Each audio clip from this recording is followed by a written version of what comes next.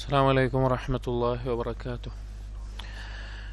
بسم الله الحمد لله الصلاة والسلام على رسول الله وعلى آله وأصحابه أجمعين. أما بعد، يا أيها الذين آمنوا اتقوا الله حق تقاته ولا تموتن إلا وأنتم مسلمون. رب اشرح لي صدري ويسر لي أمري واحلل عقدة من لساني يفقهوا قولي. آمين يا رب العالمين. പ്രിയപ്പെട്ട സത്യവിശ്വാസികളെ, ഷെയ്ഖുൽ ഇസ്ലാം മുഹമ്മദ് ബിൻ അബ്ദുൽ വഹാബ് റഹിമഹുള്ളയുടെ ഉസൂലുൽ ഈമാൻ എന്ന ഗ്രന്ഥമാണ് കഴിഞ്ഞ ദർസിൽ നാം ആരംഭിച്ചത്. അതിലാദ്യത്തെ ചില ഹദീസുകൾ അല്ലാഹു സുബ്ഹാനഹു വ തആല ബാബ് മഅരിഫത്തുല്ലാഹി അസ്സ വജൽ വൽ ഈമാൻ ബിഹി, അല്ലാഹുവിലുള്ള വിശ്വാസവും അതുപോലെ അല്ലാഹുവിനെ അറിയുക എന്നതുമായി ബന്ധപ്പെട്ടിട്ടുള്ള ഹദീസുകളാണ് ആദ്യത്തെ ബാബിൽ മുഅല്ലിഫ് റഹിമഹുല്ലാ കൊടുത്തിട്ടുള്ളത്. അതിൽ അള്ളാഹുവിനെ കുറിച്ചുള്ള വിശ്വാസത്തിനോടൊപ്പം അഥവാ ഉലൂഹിയത്തിലെ വിശ്വാസത്തിനോടൊപ്പം അസ്മാഉ സിഫാത്തിൽ അള്ളാഹുവിന്റെ വിശേഷണങ്ങൾ, എങ്ങനെയാണ് അള്ളാഹുവിനെ അറിയേണ്ടത്, അല്ലെങ്കിൽ അള്ളാഹുവിനെ കുറിച്ചുള്ള വിശ്വസിക്കുമ്പോൾ എന്തെല്ലാം രീതിയിൽ അള്ളാഹുവിനെ മനസ്സിലാക്കണം എന്ന രീതിയിലാണ് ഇബ്നു അബ്ദുൽ വഹാബ് റഹിമഹുല്ലാ ഈ ഒരു കിതാബിനെ ക്രോഡീകരിച്ചിട്ടുള്ളത്. ഇത് ഓരോ ഹദീസുകളും അതിന്റെ വിശാലമായ അർത്ഥത്തിൽ മനസ്സിലാക്കുകയാണെങ്കിൽ തീർച്ചയായിട്ടും അള്ളാഹുവിനെ കുറിച്ചുള്ള വലിയൊരു മഅരിഫത്ത്, ഒരു മനസ്സിലാക്കൽ തന്നെ നമുക്ക് നേടാൻ സാധിക്കും. അതിലെ ആദ്യത്തെ ഹദീസ് ഷിർക്കുമായി ബന്ധപ്പെട്ടിട്ടാണ്. വലുതും ചെറുതുമായ ഷിർക്ക് ഉണ്ടാകാൻ പാടില്ല എന്നുള്ള കാര്യം പറഞ്ഞു. രണ്ടാമത്തെ ഹദീസിൽ അള്ളാഹുവിന്റെ ഏറ്റവും മഹത്തായിട്ടുള്ള ഒരു സിഫത്തായിട്ടുള്ള അള്ളാഹു ഹയ്യാണ്, അഥവാ മരണമോ ഉറക്കമോ ഒന്നും ബാധിക്കാത്തവനാണ് എന്ന കാര്യം പറഞ്ഞു. അതുപോലെ തന്നെ കാര്യങ്ങളുടെ എല്ലാം നിയന്ത്രണം അള്ളാഹുവിന്റെ കയ്യിലാണ്. യഖ്ഫിദുൽ ഖിസ്ത വയർഫഉഹു, ഏതൊരു കാര്യവും തീരുമാനിക്കുന്നത്, അതിന്റെ കണക്ക് തീരുമാനിക്കുന്നത് കൂടുതൽ വേണോ കുറക്കണോ എന്ന് അള്ളാഹുവിന്റെ കയ്യിലുള്ള കാര്യമാണ്. അതുപോലെ കർമ്മങ്ങൾ അള്ളാഹുലേക്ക് ഉയർത്തപ്പെടുന്നു രാവും പകലും. അതുപോലെ അള്ളാഹുവിന്റെ ഹിജാബുണ്ട്, നൂറാണ്. അള്ളാഹുവിനെ ദുനിയാവിൽ അള്ളാഹുവിന്റെ ഹിജാബ് നീങ്ങിയാൽ സൃഷ്ടികളെല്ലാം കത്തിച്ചാമ്പലായി പോകും എന്നുള്ളത് പറഞ്ഞു. അതിനെ തുടർന്നുള്ള ഹദീസ് അള്ളാഹുവിന്റെ യദ് എന്നുള്ള വിശേഷണത്തെ, യമീൻ വലത് കരം അള്ളാഹുവിനുണ്ട്, അതുപോലെ മറ്റൊരു കരമുണ്ട് എന്നുള്ളത് ഷിമാൽ എന്നുള്ള അർത്ഥത്തിൽ സ്വഹീഹ് മുസ്ലിമിലെല്ലാം ഹദീസ് വന്നിട്ടുണ്ട്. പക്ഷെ രണ്ട് കരങ്ങളും യമീന് പോലെ സ്ഥാനമുള്ളതാണ് എന്നും ഹദീസിൽ വന്നിട്ടുണ്ട്. ആ കാര്യങ്ങൾ നമ്മൾ പറഞ്ഞു. പിന്നെയുള്ളത് അള്ളാഹുവിന്റെ ഇൽമുമായി ബന്ധപ്പെട്ടിട്ടുള്ള ഒരു ഹദീസായിരുന്നു. രണ്ട് ആടിന്റെ വിഷയത്തിലാണെങ്കിലും അള്ളാഹുവിന്റെ ഇൽമു പരിപൂർണമാണ്, അപ്പൊ അള്ളാഹു അലീമാണ് എന്നതിനെ അറിയിക്കുന്ന ഹദീസാണ് അടുത്തത്. ഇതിലെ ഓരോ ഹദീസും നമുക്ക് ഓരോ ദർസിൽ വിശദീകരിച്ച് എടുക്കാൻ മാത്രം കാര്യങ്ങളുണ്ട് അതിൽ. കാരണം ഓരോന്നും അള്ളാഹുവിന്റെ ഓരോ വിശേഷണമാണ് പറയുന്നത്, ഓരോന്നിലും അള്ളാഹുവിന്റെ ഓരോ നാമമാണ് പറയുന്നത്. അപ്പോ ഓരോ കാര്യവും അതിന്റെ ആഴത്തിൽ തന്നെ പറയാനുണ്ട്. എന്നിരുന്നാലും പ്രധാനപ്പെട്ട കാര്യങ്ങൾ പറഞ്ഞാണ് നാം കടന്നു പോകുന്നത്. അപ്പൊ അള്ളാഹുവിന്റെ ഇൽമ് 4 മർത്തബകളിലാണ് എന്നീ കാര്യങ്ങളൊക്കെ അതുമായി ബന്ധപ്പെട്ട് നമ്മൾ പറഞ്ഞിരുന്നു. അടുത്ത ഹദീസ് അള്ളാഹു സുബ്ഹാനഹു വ തആലയുടെ മറ്റു 2 വിശേഷണങ്ങൾ, അതുപോലെ തന്നെ അള്ളാഹുവിന്റെ നാമങ്ങൾ, 2 നാമങ്ങൾ അറിയിക്കുന്ന സമഅ് ബസർ എന്നീ വിഷയങ്ങളായിരുന്നു. കേൾവി, കാഴ്ച എന്നുള്ളത് എന്താണോ അതുകൊണ്ട് അറബി ഭാഷയിൽ അർത്ഥം വെക്കുന്നത് അത് അള്ളാഹുവിനുണ്ട്. അതുള്ളത് കൊണ്ട് തന്നെ അള്ളാഹു അസ്സമീഉ ബസീർ, അള്ളാഹുവിന്റെ എല്ലാ നാമങ്ങളിലും വിശേഷണങ്ങൾ ഉണ്ടാകും. അള്ളാഹുവിന്റെ ഏതൊരു നാമത്തിലും അതിലൊരു വിശേഷണം ഉൾക്കൊണ്ടിട്ടുണ്ടാവുന്ന. ഇപ്പൊ റഹ്മാൻ എന്ന് പറയുമ്പോൾ വിശേഷണം എന്താണ്? റഹ്മത്താണ്. അതുപോലെ തന്നെ ഏത് നാമമാണെങ്കിലും അതിൽ വിശേഷണം ഉണ്ടാവും. പക്ഷെ എല്ലാ വിശേഷണങ്ങളും എന്താവില്ല, നാമമായിക്കൊള്ളണമെന്ന് ഇല്ല. അപ്പോൾ അസ്സമീഉ ബസീർ നാമങ്ങളുണ്ട്, അതിൽ വിശേഷണമാണ് സമഅ് ബസർ എന്നുള്ളത്. പിന്നെ അവസാനമായി പറഞ്ഞത് ഇൽമുമായി ബന്ധപ്പെട്ട് തന്നെയുള്ള ഹദീസാണ്. മഫാത്തിഹുൽ ഗൈബ്, അദൃശ്യമായ ജ്ഞാനം, അതിന്റെ അറിവുകൾ അള്ളാഹുവിന്റെ കയ്യിലാണ് എന്ന് പറഞ്ഞ് അള്ളാഹുവിന്റെ അറിവിന്റെ വ്യാപ്തിയെ അറിയിക്കുന്ന ഒരു ഹദീസാണ് അവസാനത്തിൽ വായിച്ചത്. അടുത്ത ഹദീസ് അള്ളാഹു സുബ്ഹാനഹു വ തആലയുടെ മറ്റൊരു വിശേഷണത്തെ, അതുപോലെ തന്നെ ചില നാമങ്ങളുടെ ആശയത്തെ മനസ്സിലാക്കാൻ ഉപകരിക്കുന്ന, അള്ളാഹുവിനെ അറിയാൻ ജീവിതത്തിൽ മനസ്സിലാക്കാൻ ഉപകരിക്കുന്ന ഒരു ഹദീസാണ്. ആദ്യ ഹദീസ് വായിക്കാം. وعن أنس بن مالك رضي الله عنه قال, നബി സല്ലല്ലാഹു അലൈഹി വസല്ലമയുടെ ഖാദിമായി മദീനയിൽ എത്തിയത് മുതൽ 10 വർഷക്കാലം ഉണ്ടായിരുന്ന ഉമ്മു സുലൈം റളിയല്ലാഹു അൻഹയുടെ മകനാണ് അനസ് ബിൻ മാലിക്. 10-ാം വയസ്സിൽ നബി സല്ലല്ലാഹു അലൈഹി വസല്ലമയോടൊപ്പം ഉണ്ടായി. 20-ാം വയസ്സിൽ നബി സല്ലല്ലാഹു അലൈഹി വസല്ലം വഫാത്താകുമ്പോൾ 20 വയസ്സാണ് അനസ് ബിൻ മാലിക് റളിയല്ലാഹു അൻഹുവിന്. അവസാന കാലം വരെ ജീവിച്ച, അഥവാ സ്വഹാബികളിൽ അവസാന കാലക്കാരനായിട്ട്, അവസാനത്തെ ആളെന്നല്ല, ഏകദേശം ആ കൂട്ടത്തിലായിക്കൊണ്ട് മരണപ്പെട്ട, ഒരുപാട് കാലം പിന്നീടും ജീവിച്ച സ്വഹാബിയാണ്. ഖാല റസൂലുള്ളാഹി സ്വല്ലല്ലാഹു അലൈഹി വസല്ലം, നബി സല്ലല്ലാഹു അലൈഹി വസല്ലം പറഞ്ഞു, ലല്ലാഹു അശദ്ദു ഫർഹൻ ബിതൗബതി അബ്ദിഹി ഹീന യതൂബു ഇലൈഹി. അല്ലാഹു സുബ്ഹാനഹു വ തആല ഏറ്റവും അധികം സന്തോഷിക്കുന്നവനാണ്. അല്ലാഹു എന്നുള്ളത് അല്ലാഹു എന്നല്ല, അവിടെ ലല്ലാഹു എന്നാണ്. ലാമുൽ ഇബ്തിദാഇയ എന്ന് പറയും, ഒരു കാര്യം ഉറപ്പിച്ച് പറയാൻ വേണ്ടി അറബി ഭാഷയിൽ ഉപയോഗിക്കുന്ന ഒരു ലാമാണത്. ഹദീസ് വായിക്കുമ്പോൾ അള്ളാഹു എന്ന് വായിക്കരുത്, അല്ലെങ്കിൽ ഇല്ലാഹി എന്ന് വായിക്കരുത്, ലല്ലാഹു എന്നാണ് ആ വാക്ക്. ലാമുൽ ഇബ്തിദാഇയ എന്ന് പറയും. ലല്ലാഹു അശദ്ദു ഫർഹൻ ബിതൗബതി അബ്ദിഹി ഹീന യതൂബു ഇലൈഹി. അള്ളാഹുവിലേക്ക് ഒരാൾ പശ്ചാത്തപിച്ച് മടങ്ങുമ്പോൾ വളരെയധികം അശദ്ദ എന്ന് പറഞ്ഞാൽ അത്രയും വലിയ രീതിയിൽ സന്തോഷിക്കുന്നവനാണ് അള്ളാഹു. മിൻ അഹദിക്കും, എന്നിട്ട് അതിനൊരു ഉപമ പറയുകയാണ് നബി സല്ലല്ലാഹു അലൈഹി വസല്ലം. എങ്ങനെയാണ് മനുഷ്യർക്ക് മനസ്സിലാകാൻ ഖുർആനിലാവട്ടെ ഹദീസിലാവട്ടെ ചില ഉപമകൾ പറയാറുണ്ട്. പറയാണ്, മിൻ അഹദിക്കും, നിങ്ങളിൽ ഒരാളുടെ അവസ്ഥ ഒന്ന് ആലോചിക്കുക. കാന അലാ റാഹിലതിഹി ബിഅർളി ഫലാത്തിൻ, വിജനമായൊരു പ്രദേശത്ത് അവന്റെ യാത്രാമൃഗത്തിലാണ് അവൻ, അതുപോലെ യാത്രയിലാണ്. വിജനമായ ഫലാത്ത് എന്ന് പറഞ്ഞാൽ വിജനമായ ഒരു പ്രദേശം, റാഹിലത്ത് പറഞ്ഞാൽ യാത്രാമൃഗം.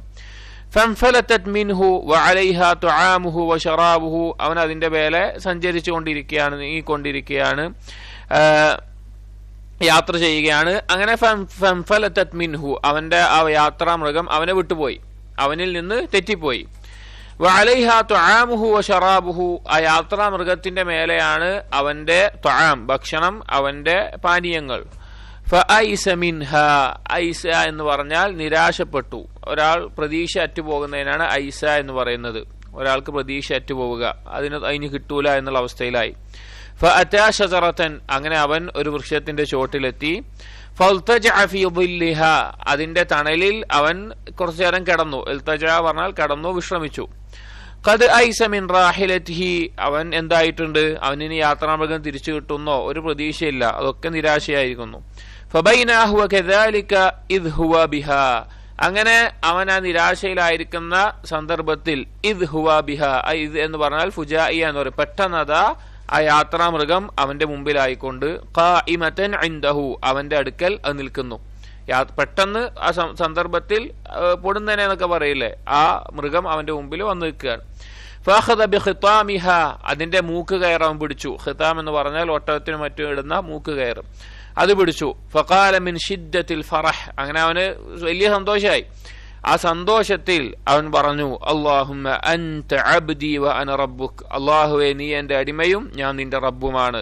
അഖ്തഅ മിൻ ഷിദ്ദത്തിൽ ഫറഹ്, അവന്റെ സന്തോഷത്തിന്റെ ആധിക്യം കാരണത്താൽ അവൻ പറഞ്ഞ വാക്ക് എന്തായി പോയി, തെറ്റിപ്പോയി. അവൻ അല്ലാഹുമ്മ അൻത റബ്ബി അന അബ്ദുക് എന്നാ ഉദ്ദേശിച്ചത്, പക്ഷെ പറഞ്ഞ വാക്ക് ആ സന്തോഷത്തിന്റെ ആധിക്യത്തിൽ അവന് തെറ്റിപ്പോയി എന്ന് നബി സല്ലല്ലാഹു അലൈഹി വസല്ലം പറയാൻ. ഈ ഒരു ഹദീസ് വളരെയധികം നമ്മൾ ചിന്തിക്കേണ്ട, അല്ലെങ്കിൽ നമ്മുടെ എല്ലാം ജീവിതത്തിൽ വലിയ ഉപകാരപ്പെടുന്ന ഒരു ഹദീസാണ്. ഇബ്നുൽ ഖയ്യിം റഹിമഹുല്ലാ അദ്ദേഹത്തിന്റെ മദാരിജ് സാലിക്കീനിൽ സിർറു തൗബ, അല്ലെങ്കിൽ തൗബയുടെ ബാബിൽ തൗബയുടെ രഹസ്യം ഉൾക്കൊള്ളുന്ന ഒരു ഹദീസാണെന്ന് ഇതിനെപ്പറ്റി പറഞ്ഞത് കാണാം.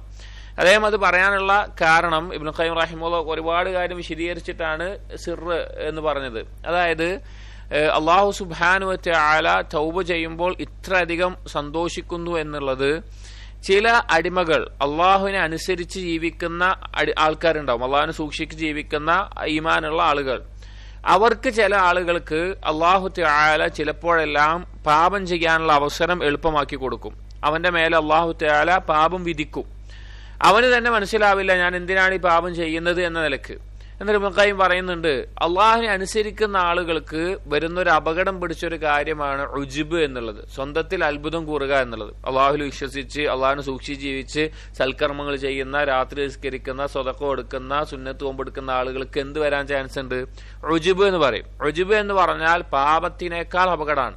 നബി സല്ലല്ലാഹു അലൈഹി വസല്ലം ഒരു ഹദീസിൽ പറഞ്ഞിട്ടുണ്ട്, ലൗലം തകൂനു തുദ്നിബൂൻ ലഖിഫ്തു അലൈക്കും അക്ബറു മിൻ ദാലിക്, അല്ലെങ്കിൽ അശദ്ദു മിൻ ദാലിക്, അക്ബറു മിൻ ദാലിക് അല്ലെങ്കിൽ അഅ്ളമു മിൻ ദാലിക് എന്നുള്ള അർത്ഥത്തിൽ. അതായത് നിങ്ങൾ പാപം ചെയ്യുന്നില്ല എങ്കിൽ അതിനേക്കാൾ വലിയൊരു കാര്യം ഞാൻ നിങ്ങളിൽ ഭയപ്പെടുന്നു. എന്നിട്ട് നബി സല്ലല്ലാഹു അലൈഹി വസല്ലം പറഞ്ഞു, അൽ ഉജ്ബ്, ഉജ്ബാണത്, ഞാൻ നല്ല ആളാണ്, ഞാൻ കുഴപ്പമില്ലാത്ത ആളാണ്, ഞാനൊക്കെ തികഞ്ഞ ആളാണെന്ന് തോന്നുക.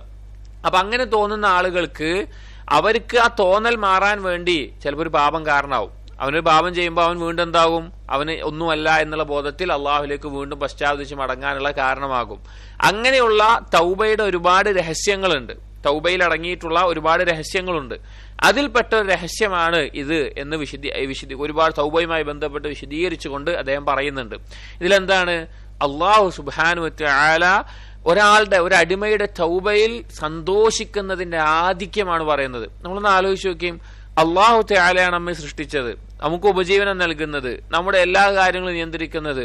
അള്ളാഹുവിന് നമ്മിലേക്ക് ഒരു ആവശ്യമില്ല, നമ്മെ കൊണ്ട് അള്ളാഹുവിന് ഒരു ആവശ്യമില്ല. നമ്മൾ എത്ര അനുസരിച്ചാലും അള്ളാഹുവിന്റെ മഹത്വത്തിലോ ആധിപത്യത്തിലോ ഒന്നും കൂടാനില്ല. നമ്മൾ എത്ര ധിക്കരിച്ചാലും അള്ളാഹുവിന് അതൊരു ദോഷവും വരുത്താനില്ല. എന്നിട്ടും അള്ളാഹു സുബ്ഹാനഹു വ തആല പാപം ചെയ്ത, തെമ്മാടിത്തരങ്ങളിൽ മുഴുകിയ, ഹറാമുകൾ ചെയ്ത ഏറ്റവും വലിയ തിന്മകൾ ആലോചിച്ചോളി. അതെല്ലാം ചെയ്തൊരടിമ തൗബ ചെയ്ത് അള്ളാഹുലേക്ക് മടങ്ങുമ്പോൾ അള്ളാഹു എന്ത് ചെയ്യുന്നു? സന്തോഷിക്കുന്നു. സൽഫുകൾപ്പെട്ട ഒരു വ്യക്തിയോട് ഒരിക്കൽ മറ്റൊരാൾ ചോദിക്കേണ്ടായി, ഒരു അസർ വായിച്ച ഓർമ്മയുണ്ട്. അദ്ദേഹം ചോദിക്കേണ്ടായി, അള്ളാഹുവിന് ഏറ്റവും സന്തോഷമുള്ള അമൽ എനിക്ക് ചെയ്യണം എന്ന് പറഞ്ഞു. അപ്പൊ അദ്ദേഹം തിരിച്ചു പറഞ്ഞു, അത് നിനക്ക് സാധിക്കില്ല എന്ന് പറഞ്ഞു. അപ്പൊ എന്താ കാര്യം ചോദിച്ചപ്പോൾ അള്ളാഹു ഏറ്റവും സന്തോഷിക്കുന്നത് തൗബ ചെയ്യുമ്പോഴാണ്, അടിമ തൗബ ചെയ്യുമ്പോഴാണ്. തൗബക്ക് എന്താണ്? പാപം അറിഞ്ഞുകൊണ്ട് ചെയ്യാൻ നിൽക്കില്ലല്ലോ ഒരാൾ. എന്നിട്ട് തൗബ ചെയ്തിട്ട് അത് നടക്കില്ല എന്ന നിലക്ക് പറയുന്നുണ്ട്. അപ്പൊ ഈ ഹദീസിനെ നമ്മൾ ശരിക്കും ചിന്തിക്കണം. കാരണം അള്ളാഹുവിന്റെ നാമങ്ങളിൽ അറിയപ്പെട്ട, അല്ലെങ്കിൽ നമുക്ക് എല്ലാവർക്കും അറിയുന്ന നാമങ്ങളിൽ ചിലതാണ് ഗഫാർ, ഗഫൂർ, ഗാഫിർ, അത്തവ്വാബ്, അൽ അഫ്വ് എന്നീ നാമങ്ങൾ. ഈ നാമങ്ങളുടെ ആശയത്തെ എല്ലാം അറിയിക്കുന്ന, അല്ലെങ്കിൽ അതിനെല്ലാം മനസ്സിലാക്കാൻ സാധിക്കുന്ന ഒരു ഹദീസാണിത്. അതായത് അള്ളാഹു തആല പാപങ്ങൾ പുറത്തു നൽകുന്നവനാണ്. ഗഫാർ എന്ന് പറഞ്ഞു കഴിഞ്ഞാൽ പാപം മറച്ചു വെക്കുക എന്നുള്ള അർത്ഥം, പാപം മറച്ചു വെക്കുന്നവനാണ്. തവ്വാബ് എന്ന് പറഞ്ഞാൽ പശ്ചാത്താപം സ്വീകരിക്കുന്നവനാണ്. ഒരാൾ പശ്ചാത്തപിച്ചാൽ ആ പശ്ചാത്താപം സ്വീകരിക്കുന്നവനാണ്. അഫു എന്ന് പറഞ്ഞു കഴിഞ്ഞാൽ പാപങ്ങൾ പൂർണ്ണമായി ഒരു അടയാളവുമില്ലാതെ മായ്ച്ച് ഒഴിവാക്കി കൊടുക്കുന്നവനാണ്. ഏതുപോലെ? ഒരു മരുഭൂമിയിലൂടെ ഒരാൾ നടന്നു പോകുമ്പോൾ അവർ കാലടിപ്പാടുകൾ ഉണ്ടാകും. പിന്നീട് ഒരു മണൽക്കാറ്റടിച്ചു കഴിഞ്ഞാൽ അവിടെ ഒരു പാടുമില്ലാത്ത രീതിയിൽ ആ പ്രതലം നേരെ ആയതുപോലെ ഒരാൾ പാപങ്ങൾ ചെയ്ത് അള്ളാഹുവിന്റെ അഫു ലഭിച്ചു കഴിഞ്ഞാൽ അതുപോലെ അവന്റെ പാപങ്ങൾ അള്ളാഹു മായ്ച്ചു കൊടുക്കും. ഇതെല്ലാം ആ പാപവുമായി ബന്ധപ്പെട്ട് പുറത്തു കൊടുക്കുന്നതുമായി ബന്ധപ്പെട്ടുള്ള ആശയങ്ങളാണ്.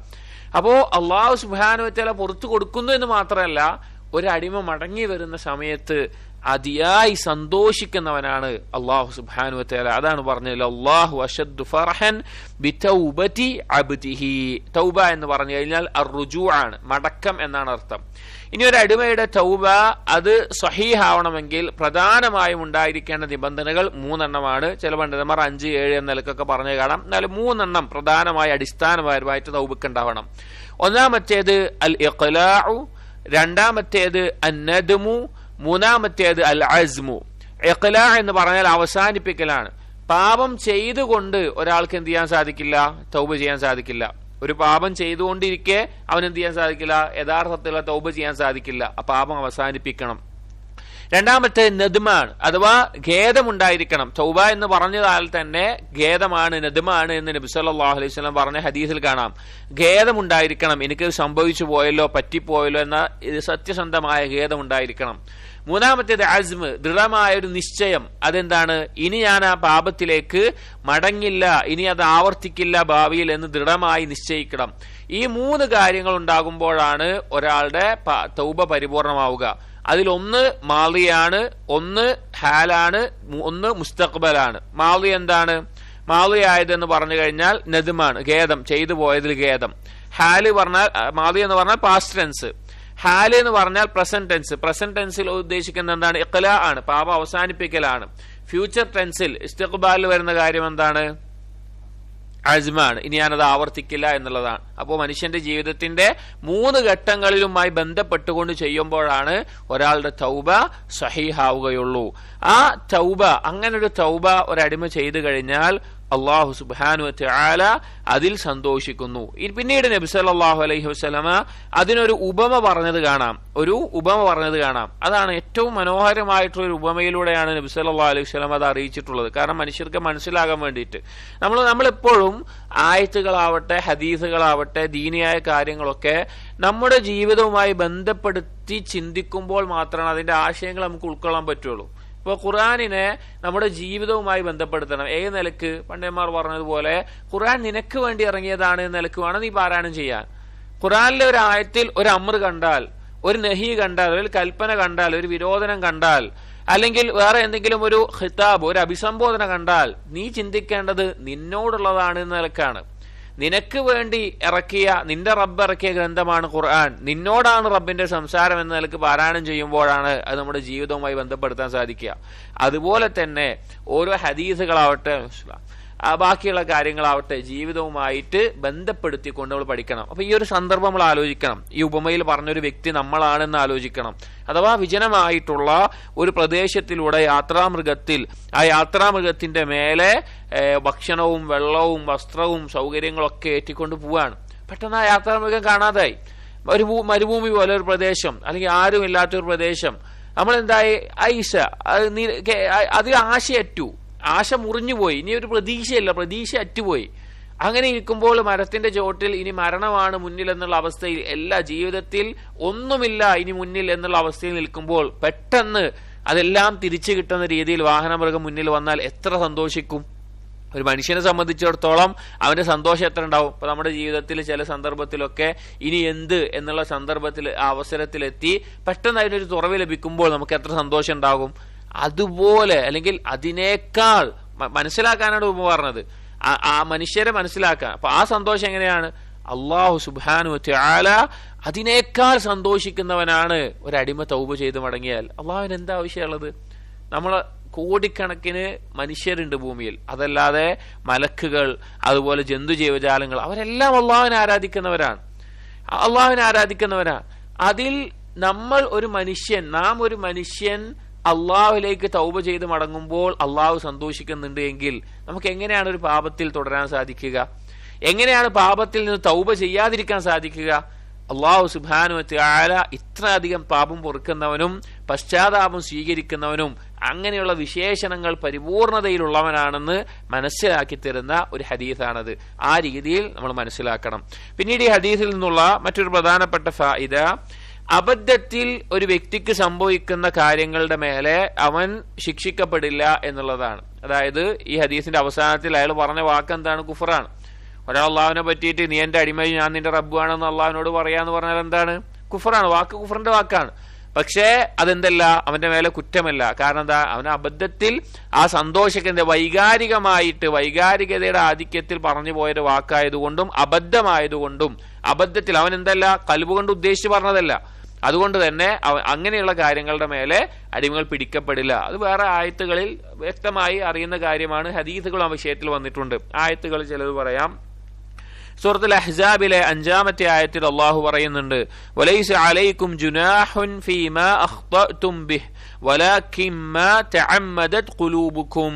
നിങ്ങൾക്ക് അബദ്ധം സംഭവിച്ചതിന്റെ മേലെ നിങ്ങൾക്ക് മേലെ കുഴപ്പമില്ല, എന്നാൽ നിങ്ങൾ ഖൽബോടുകൂടി ഉദ്ദേശിച്ച് ചെയ്യുന്നതിന്റെ മേലാണ് കുറ്റം. പിന്നെ സൂറത്തുൽ ബഖറയിൽ ആമന റസൂലിൽ റബ്ബനാ ലാ തുആഖിദ്നാ ഇൻ നസീനാ ഔ അഖ്തഅനാ, മറവി കൊണ്ടോ അബദ്ധം കൊണ്ടോ എന്തെങ്കിലും സംഭവിച്ചാൽ ഞങ്ങളെ പിടികൂടരുതേ എന്നുള്ള വാക്ക് സഹാബികൾ പറഞ്ഞ സമയത്ത് അല്ലാഹു തആല പറഞ്ഞിട്ടുണ്ട്, ഖദ് ഫഅൽതു, ഞാൻ അങ്ങനെ ചെയ്യുന്നവനാണ് എന്നുള്ളത്. അപ്പൊ ഇതുപോലെയുള്ള ഹദീസുകൾ, ഈ തൗബയുമായി ബന്ധപ്പെട്ടുള്ള ഹദീസുകളെല്ലാം അള്ളാഹുവിനെ കുറിച്ചുള്ള വലിയൊരു മഅരിഫത്താണ് നമുക്ക് നൽകുന്നത്. പാപങ്ങളിൽ നിന്ന് മാറാനാകട്ടെ, അള്ളാഹുവിന്റെ തൗബയുടെ വിശാലതയാവട്ടെ, അള്ളാഹു സന്തോഷിക്കുന്നവനാണ് എന്നുള്ള വിശേഷണമാവട്ടെ, ഈ കാര്യങ്ങളെല്ലാം അറിയിക്കുന്നതാണ്. അടുത്ത ഹദീസ് തൗബയുമായി ബന്ധപ്പെട്ട് തന്നെയാണ്. عن أبي موسى الأشعري رضي الله عنه أن رسول الله صلى الله عليه وسلم قال إن الله يبسط يده بالليل ليتوب مسيء النهار ويبسط يده بالنهار ليتوب مسيء الليل حتى تطلع الشمس من مغربها. رواه مسلم. إن الله يبسط يده بالليل. الله تعالى രാത്രിയിൽ അവന്റെ കൈ നീട്ടുന്നു. ലിയതൂബ മുസീഉൻ നഹാർ, പകലിൽ പാപം ചെയ്തവന് പശ്ചാത്തപിച്ച് മടങ്ങാൻ വേണ്ടി, തൗബ ചെയ്യാൻ വേണ്ടി. വയബ്സുതു യദഹു ബിൻ നഹാർ, പകലിൽ അവൻ എന്ത് ചെയ്യുന്നു? അവന്റെ കൈകൾ നീട്ടുന്നു. ലിയതൂബ മുസീഉൽ ലൈലി, രാത്രിയിൽ പാപം ചെയ്തവന് പശ്ചാത്തപിച്ച് മടങ്ങാൻ. ഹത്താ തത്ലുഅ അശംസു മിൻ മഗ്രിബിഹാ, ഏതുവരെ? സൂര്യൻ പടിഞ്ഞാറ് നിന്ന് ഉദിക്കുന്നത് വരെ എന്ന് കാണാം. സൂര്യൻ പടിഞ്ഞാറ് നിന്ന് ഉദിക്കുന്നവരെ. ഈ ഹദീസിൽ ഒന്നാമത്തെ ഭാഗത്ത് അള്ളാഹുവിന്റെ കരം യദ് എന്നുള്ള സിഫത്താണ് നമ്മളിപ്പോൾ പറഞ്ഞുകൊണ്ട് അതിനെക്കുറിച്ച് കൂടുതൽ പറയുന്നില്ല. രണ്ടാമത്തേത് അള്ളാഹു സുബ്ഹാനഹു വ തആല ആ കരത്തെ നീട്ടിവെക്കുന്നു. എന്തിനു വേണ്ടി? തൗബ സ്വീകരിക്കാൻ വേണ്ടി. മുസീഉൽ നഹാർ എന്ന് പറഞ്ഞാൽ പകലിൽ പാപം ചെയ്യുന്നവൻ, മുസീഉൽ ലൈൽ എന്ന് പറഞ്ഞാൽ രാത്രിയിൽ പാപം ചെയ്യുന്നവൻ. അപ്പോ മനുഷ്യർക്ക് അള്ളാഹു തആല വെച്ചിട്ടുള്ള രണ്ട് സമയങ്ങളാണ് രാവും പകലും. അത് തമ്മിൽ ഒരുപാട് വ്യത്യാസങ്ങളും അതിന്റെ ഉദ്ദേശങ്ങളും ലക്ഷ്യങ്ങളും അള്ളാഹു സുബ്ഹാനഹു വ തആല അതിന്റെ സൃഷ്ടിപ്പിന്റെ പിന്നിലുണ്ട്. ഇതിൽ ഈ രണ്ട് സമയങ്ങളിലും പാപം ചെയ്യുന്ന ആളുകൾ ഉണ്ടാകാം, അല്ലെങ്കിൽ ഏതെങ്കിലും ഒരു സമയത്ത് പാപങ്ങൾ മുഴുകുന്ന ആളുകൾ ഉണ്ടാകാം. പക്ഷെ അള്ളാഹു സുബ്ഹാനഹു വ തആല ഏത് സമയത്ത്, ഈ ഹദീസിന്റെ ആശയം പറയുകയാണെങ്കിൽ ഏത് സമയത്ത് പശ്ചാത്തപിക്കുന്നവന്റെയും തൗബ സ്വീകരിക്കാൻ വേണ്ടി അള്ളാഹു തആല തയ്യാറായി നിൽക്കുകയാണെന്ന് പറയുന്നത്. ഇത് നമ്മൾ ആലോചിച്ച് നോക്കുകയും, ഈ ഒരു ഹദീസുകളൊക്കെ യഥാർത്ഥത്തിൽ പാപങ്ങൾ ചെയ്യുന്ന ആളുകളോട് നമ്മൾ പറഞ്ഞു കൊടുക്കണം. ഒരുപാട് ആളുകൾ തെറ്റ് ചെയ്യുന്ന ആളുകൾ, എല്ലാവരും എന്നല്ല, കുറെ ആളുകൾ അവര് ചിന്തിക്കുന്ന എന്താണെന്ന് വെച്ച് കഴിഞ്ഞാൽ, ഞാൻ ഇത്ര തെറ്റൊക്കെ ചെയ്തു, ഇനി ഞാൻ എന്ത് വേണ്ട, ഞാൻ നന്നായിട്ട് എന്താ കാര്യം, അള്ളാഹു തആല എനിക്ക് എങ്ങനെ പുറത്തു നൽകാനാണ്, ഞാൻ ഇങ്ങനെയൊക്കെ തന്നെ ജീവിച്ചാൽ മതി എന്നതിലേക്ക് തെറ്റ് ചെയ്ത് മുഴുകിക്കൊണ്ടുപോകുന്ന ആളുകളുണ്ട്. അവർക്ക് ആഗ്രഹമുണ്ടെങ്കിലും അതിനുള്ളൊരു അവസരമില്ലാതെ, അല്ലെങ്കിൽ അള്ളാഹുവിൽ നിരാശ കാരണത്താൽ. കാരണം അള്ളാഹുവിലുള്ള നിരാശയാണ് പിശാച് മനുഷ്യനെ ശിർക്കിലേക്ക് എത്തിക്കുന്ന പ്രധാന കവാടം. നമുക്കറിയാം, നൂഹ് നബി അലൈഹിസ്സലാം നിയോഗിതനാകുമ്പോൾ ആ സമൂഹത്തിൽ എന്താണ് അവസ്ഥ? അവർ മദ്യപിക്കുന്നവരാണ്, വ്യഭിചരിക്കുന്നവരാണ്, സംഗീതത്തിൽ മുഴുകിയവരാണ്, അതുപോലെ കൊലപാതകങ്ങൾ ചെയ്യുന്നവരാണ്. ഒരുപാട് തെറ്റുണ്ട്. പക്ഷെ അവർ ശിർക്ക് ചെയ്തിട്ടില്ല. അള്ളാഹു അല്ലാത്ത ഒരാളോട് അവർ വിളിച്ച് പ്രാർത്ഥിക്കാറില്ല, അള്ളാഹുവിന് മുമ്പിൽ അല്ലാതെ സുജൂദ് ചെയ്യാറില്ല. ഒന്നും ശിർക്കിന്റെ ഒരു അംശം അവരുണ്ടായിട്ടില്ല. പക്ഷെ ഈ പാപങ്ങൾ, ഷഹ്വാനിയായിട്ടുള്ള പാപങ്ങൾ അവരുണ്ടായിട്ടുണ്ട്. ആ പാപങ്ങളിൽ നിരാശയുണ്ടാക്കിയിട്ടാണ് എന്തായത്? ഇനി നിങ്ങളുടെ പ്രാർത്ഥന അള്ളാഹു സ്വീകരിക്കൂല, നിങ്ങൾക്ക് അള്ളാഹു തആല പുറത്തു നൽകില്ല എന്ന അവസ്ഥയിൽ അവരുടെ എത്തിച്ചിട്ടാണ് ഇനി നിങ്ങൾക്കുള്ള മാർഗം ഈ ഔലിയാക്കളെയോ സ്വാലിഹീങ്ങളെയോ ഇടനിലക്കാരാക്കി വെച്ചിട്ട് അള്ളാഹുവിനോട് പ്രാർത്ഥിക്കലാണ്. അങ്ങനെയാണ് ശിർക്ക് തുടങ്ങിയത്. അങ്ങനെയാണ് ആളുകൾ ശിർക്കിലേക്ക് എത്തിയത്. അപ്പോഴാണ് അള്ളാഹു തആല നൂഹ് നബി അലൈഹി ഇസ്ലാമിനെ നിയോഗിച്ചത്. ഇവിടെ നമ്മൾ മനസ്സിലാക്കേണ്ടത്, നമ്മൾ ചെറിയ ചെറിയ പാപങ്ങളാണെങ്കിലും അല്ലെങ്കിൽ അതിൽ വലിയ നിലയിലേക്ക് എത്തുന്നതാണെങ്കിലും പാപങ്ങൾ നമ്മെ ഈ ഒരു അവസ്ഥയിലേക്ക് എത്തിക്കും, കുഫറിലേക്ക് എത്തിക്കും. അത് ഷഹ്വാനിയായ പാപങ്ങൾ ശുഭത്തിലേക്ക് എത്തിക്കും. അതായത് ദേഹേച്ഛപരമായിട്ടുള്ള പാപങ്ങൾ ദീനിലുള്ള സംശയങ്ങളിലേക്ക് എത്തിക്കും. ചില പണ്ഡിതന്മാർ പറഞ്ഞതുപോലെ അശ്ശഹ്വത്തു സാബൂനു ശുബ്ഹ, ഷഹ്വത്ത് എന്നുള്ളത് ശുഭത്തിലേക്കുള്ള സോപ്പാണ്, അഥവാ വേഗം വഴി എളുപ്പാക്കുന്ന കാര്യമാണ് എന്നുള്ള പദം ഉപയോഗിച്ച് കാണാം. ശുഭ സംശയങ്ങൾ ഉണ്ടാവും. സംശയം ഉണ്ടായി കഴിഞ്ഞാൽ ഒരാൾക്ക് ദീനിൽ നിൽക്കാൻ പറ്റൂല. അവന് പല സംശയങ്ങളുണ്ടാവും. സംശയം തുടങ്ങിക്കഴിഞ്ഞാൽ പലതിനെ കുറിച്ച് സംശയം ഉണ്ടാവും. അവസാനം അള്ളാഹുവിന്റെ അസ്തിത്വത്തെ നിഷേധിക്കുന്ന കുഫറിന്റെ അവസ്ഥയിലേക്ക് എത്തിച്ചേരും, അല്ലെങ്കിൽ ഷിർക്കിന്റെ അവസ്ഥയിലേക്ക് എത്തിച്ചേരും. രണ്ടാലൊരു അവസ്ഥയായിരിക്കും. ഒന്നുകിൽ ദീനെ നിഷേധിച്ച് കുഫറിൽ പോകും, അതല്ലെങ്കിൽ പാപം ചെയ്തു പോയി ഇനി രക്ഷപ്പെടുത്താൻ ഇടനിലക്കാരുവാണെന്ന നിലക്ക് ഷിർക്കിലേക്ക് പോകും. എങ്ങനെയെങ്കിലും പിശാച് പിഴപ്പിച്ച് കളയും. അപ്പൊ ഈ അള്ളാഹുവിനെ ഈ ഒരു മേഖലയിൽ, അഥവാ എന്തുകൊണ്ടാണ് ഇബ്നു അബ്ദുൽ വഹാബ് റഹിമഹുല്ലാഹ് കൊടുത്ത രീതി ശ്രദ്ധിക്കണം. തൗഹീദിനോട് ബന്ധപ്പെട്ട് ഈ തൗബയുടെ ഹദീസ് ആദ്യം തന്നെ കൊടുക്കുന്നതിനാ? കാരണം ആ ഒരു ബോധം ഉണ്ടെങ്കിലേ അള്ളാഹുവിലേക്ക് മടങ്ങണം എന്നുള്ള ചിന്ത ഉണ്ടാവുകയുള്ളൂ. എന്നാലേ ഒരാളുടെ ദീനിൽ അയാൾക്ക് ഉറച്ചു നിൽക്കാൻ സാധിക്കുകയുള്ളൂ, തൗഹീദിൽ ഉറച്ചു നിൽക്കാൻ സാധിക്കുകയുള്ളൂ. അപ്പോ തൗബ സ്വീകരിക്കാൻ അള്ളാഹു രാവും പകലും തയ്യാറായി നിൽക്കുകയാണ് എന്ന് ഈ ഹദീസിൽ കാണാം. ഇനി അതിനൊരു അവസാന സമയമുണ്ട്. അത് വ്യക്തികൾക്ക് വ്യക്തിഗതമായിട്ടുണ്ട്, മൊത്തത്തിൽ ദുനിയാവിനുമുണ്ട്. വ്യക്തിഗതമായിട്ടെന്ന് പറഞ്ഞാൽ റൂഹ് തൊണ്ടക്കുഴിയിലെത്തിയാലാണ്. തൗബയുടെ ഷർത്തിൽ ചില പണ്ഡിതന്മാർ പറഞ്ഞിട്ടുണ്ട്, തൗബ സ്വീകരിക്കുന്ന സമയത്തിനുള്ളിൽ തൗബ ചെയ്യണമെന്ന്. മൂന്ന് നിബന്ധനകൾ പറഞ്ഞല്ലോ. അതോടൊപ്പം ചില പണ്ഡിതന്മാർ 5 or 7 ഒക്കെ എണ്ണിയിട്ടുണ്ട്. അതിൽ ഒന്നെന്താന്ന് വെച്ച് കഴിഞ്ഞാൽ തൗബ സ്വീകരിക്കുന്ന സമയത്തായിരിക്കണം ആ തൗബ ചെയ്യേണ്ടത് എന്ന് എണ്ണിയത് കാണാം. അതെന്താണ് തൗബ സ്വീകരിക്കുന്ന സമയം? ഒന്ന്, ഓരോ മനുഷ്യനെ സംബന്ധിച്ചാണെങ്കിൽ അവന്റെ റൂഹ് പിടിക്കുന്ന ആ നിമിഷത്തിന് മുമ്പ്. റൂഹ് തൊണ്ടക്കീഴിലെത്തിയാൽ പിന്നെന്തില്ല, അവന്റെ തൗബ സ്വീകരിക്കില്ല. ഫിർഔൻ വരെ തൗബ ചെയ്തിട്ടുണ്ട്, അല്ലെങ്കിൽ ഹക്ക് അംഗീകരിച്ചിട്ടുണ്ട്. രണ്ടാമത്തേത് സമയമാണ് ഹത്താ തത്ലു അശ്ശംസു മിൻ മഗ്രിബിഹാ, സൂര്യൻ പടിഞ്ഞാറ് അസ്തമിച്ച് കിഴക്കിൽ നിന്ന് ഉയരുന്ന ആണ് സാധാരണ ഗതി. പടിഞ്ഞാറിൽ അള്ളാഹുവിന് മുമ്പിൽ സുജൂദ് ചെയ്യും. എന്താണ് ഓരോ ദിവസം എങ്ങനെയാണ് നടക്കുന്നത്? സൂര്യൻ പടിഞ്ഞാറിൽ, ഹദീസിൽ കാണാം, പടിഞ്ഞാറിൽ അള്ളാഹുവിന് മുമ്പിൽ സുജൂദ് ചെയ്യും. എന്നിട്ട് അള്ളാഹുവിനോട് അനുവാദം ചോദിക്കും കിഴക്കിൽ നിന്ന് ഉയരാൻ വേണ്ടിയിട്ട്. അള്ളാഹു അനുവാദം കൊടുക്കുമ്പോൾ പിറ്റേന്ന് കിഴക്കിൽ നിന്ന് അത് വീണ്ടും ദിവസം ആരംഭിക്കുന്നു. അങ്ങനെ ലോകാവസാനത്തിന് സമയത്ത് പടിഞ്ഞാറിൽ അസ്തമിക്കുന്ന സമയത്ത് പിറ്റേന്ന് അനുവാദം ചോദിക്കുമ്പോൾ അള്ളാഹു അനുവാദം കൊടുക്കില്ല, 2-3 ദിവസം കൊടുക്കില്ല. അവസാനം മഗ്രിബിൽ നിന്ന് ഉയരാൻ പറയുമ്പോൾ പടിഞ്ഞാറിൽ നിന്ന് സൂര്യൻ ഉദിക്കും. അന്ത്യനാളിന്റെ വലിയ അടയാളങ്ങളിൽ പണ്ഡിതന്മാർ എണ്ണിയിട്ടുള്ള കാര്യമാണത്. അപ്പൊ അതുകൊണ്ട് തന്നെ ആ പടിഞ്ഞാറ് ഉദിച്ചു കഴിഞ്ഞാൽ എന്തില്ല, പിന്നീട് ഒരു അടിമയുടെ തൗബയും സ്വീകരിക്കയില്ല. ആ സമയത്തിന് മുമ്പ് തൗബ ചെയ്യണം. അപ്പൊ തൗബ അതുവരെ വിശാലമാണ്. അതുകൊണ്ട് തന്നെ തൗബ ചെയ്യാൻ നമ്മൾ ഒരിക്കലും വൈകാൻ പാടില്ല. ഏതൊരു പാപം സംഭവിക്കാത്തവരായിട്ട് ആരും ഉണ്ടാവില്ല. ഏതെങ്കിലും തരത്തിൽ ഒന്നെങ്കിൽ നമുക്ക് പാപം ചെയ്യുന്നില്ല എന്നാണ് നമ്മൾ വിശ്വസിക്കുന്നതെങ്കിൽ നമുക്ക് പാപങ്ങളെ അറിയില്ല എന്നാണ് അർത്ഥം. അതായത് മനുഷ്യൻ അറിഞ്ഞുകൊണ്ട് ചെയ്യുന്ന പാപങ്ങളെക്കാൾ അറിയാതെ ചെയ്യുന്ന പാപങ്ങളായിരിക്കും കൂടുതൽ. അതിൽ തന്നെ ഓർമ്മയുള്ളതിനേക്കാൾ കൂടുതൽ എന്തായിരിക്കും, മറന്നുപോയതായിരിക്കും. ഇപ്പൊ നമ്മൾ ആരെങ്കിലും പാപം ആലോചിച്ച് വെക്കാറുണ്ടോ? ഇല്ല. പക്ഷെ നമ്മൾ ചെയ്തൊരു നന്മ നമുക്ക് ഒരേ കാലം ഓർമ്മ ഉണ്ടാവും. പാപങ്ങൾ എപ്പോഴും ഓർമ്മ വരിക? മരണം കാണുമ്പോഴാണ്. മരണം മുന്നിലെത്തുമ്പോഴാണ് പാപങ്ങളെ കുറിച്ച് ഓർമ്മ ഉണ്ടാവുക. അല്ലാത്ത സമയത്ത് പാപങ്ങൾ പെട്ടെന്ന് മറന്നു പോകും മനുഷ്യൻ. അതുകൊണ്ട് തന്നെ തൗബയിലേക്ക് നാം ഏറ്റവും ആവശ്യക്കാരായിട്ടുള്ള ഒരു കാര്യമാണ്. അതുകൊണ്ട് തന്നെ ഏതു സമയത്തും തൗബ ചെയ്യേണ്ടതാണ്. മഹത്തായിട്ടുള്ള ഹദീസ് അബൂദർ എന്ന് പറയുന്ന ഒരു ഹദീസിൽ അള്ളാഹു ഖുദ്സിയ ഹദീസാണ്. അതിലൊരു വാക്ക് കാണാം. അള്ളാഹു തആല പറഞ്ഞത്, യാ ഇബാദി ഇന്നകും തുഖ്തിഊന ബില്ലൈലി വന്നഹാർ വഅനാ അഗ്ഫിറു ദുനൂബ ജമീഅ ഫസ്തഗ്ഫിറൂനി അഗ്ഫിർ ലക്കും. അള്ളാഹു പറയാണ്, എന്റെ അടിമകളെ, യാ ഇബാദി, നിങ്ങൾ രാവും പകലും പാപങ്ങൾ ചെയ്യുന്നവരാണ്, ഞാനാണെങ്കിലോ എല്ലാ പാപങ്ങളും പൊറുക്കുന്നവനാണ്. ഫസ്തഗ്ഫിറൂനി, അതുകൊണ്ട് എന്നോട് ഇസ്തിഗ്ഫാർ തേടുക. അഗ്ഫിർ ലക്കും, ഞാൻ നിങ്ങൾക്ക് പുറത്തു നൽകാം. അപ്പോ ദിവസവും നബി സല്ലല്ലാഹു അലൈഹി വസല്ലം ഒരു സദസ്സിൽ തന്നെ 100ഓളം തവണ ഇസ്തിഗ്ഫാറും തൗബയും അസ്തഗ്ഫിറുല്ലാഹ് വഅതൂബു ഇലൈഹി എന്നുള്ള നിലക്ക് പറയാറുണ്ടായിരുന്നു എന്ന് റിവായത്തുകളിൽ കാണാം. 70 എന്ന് കാണാം, ഒരു ദിവസത്തിൽ 100 എന്നും വന്നിട്ടുണ്ട്.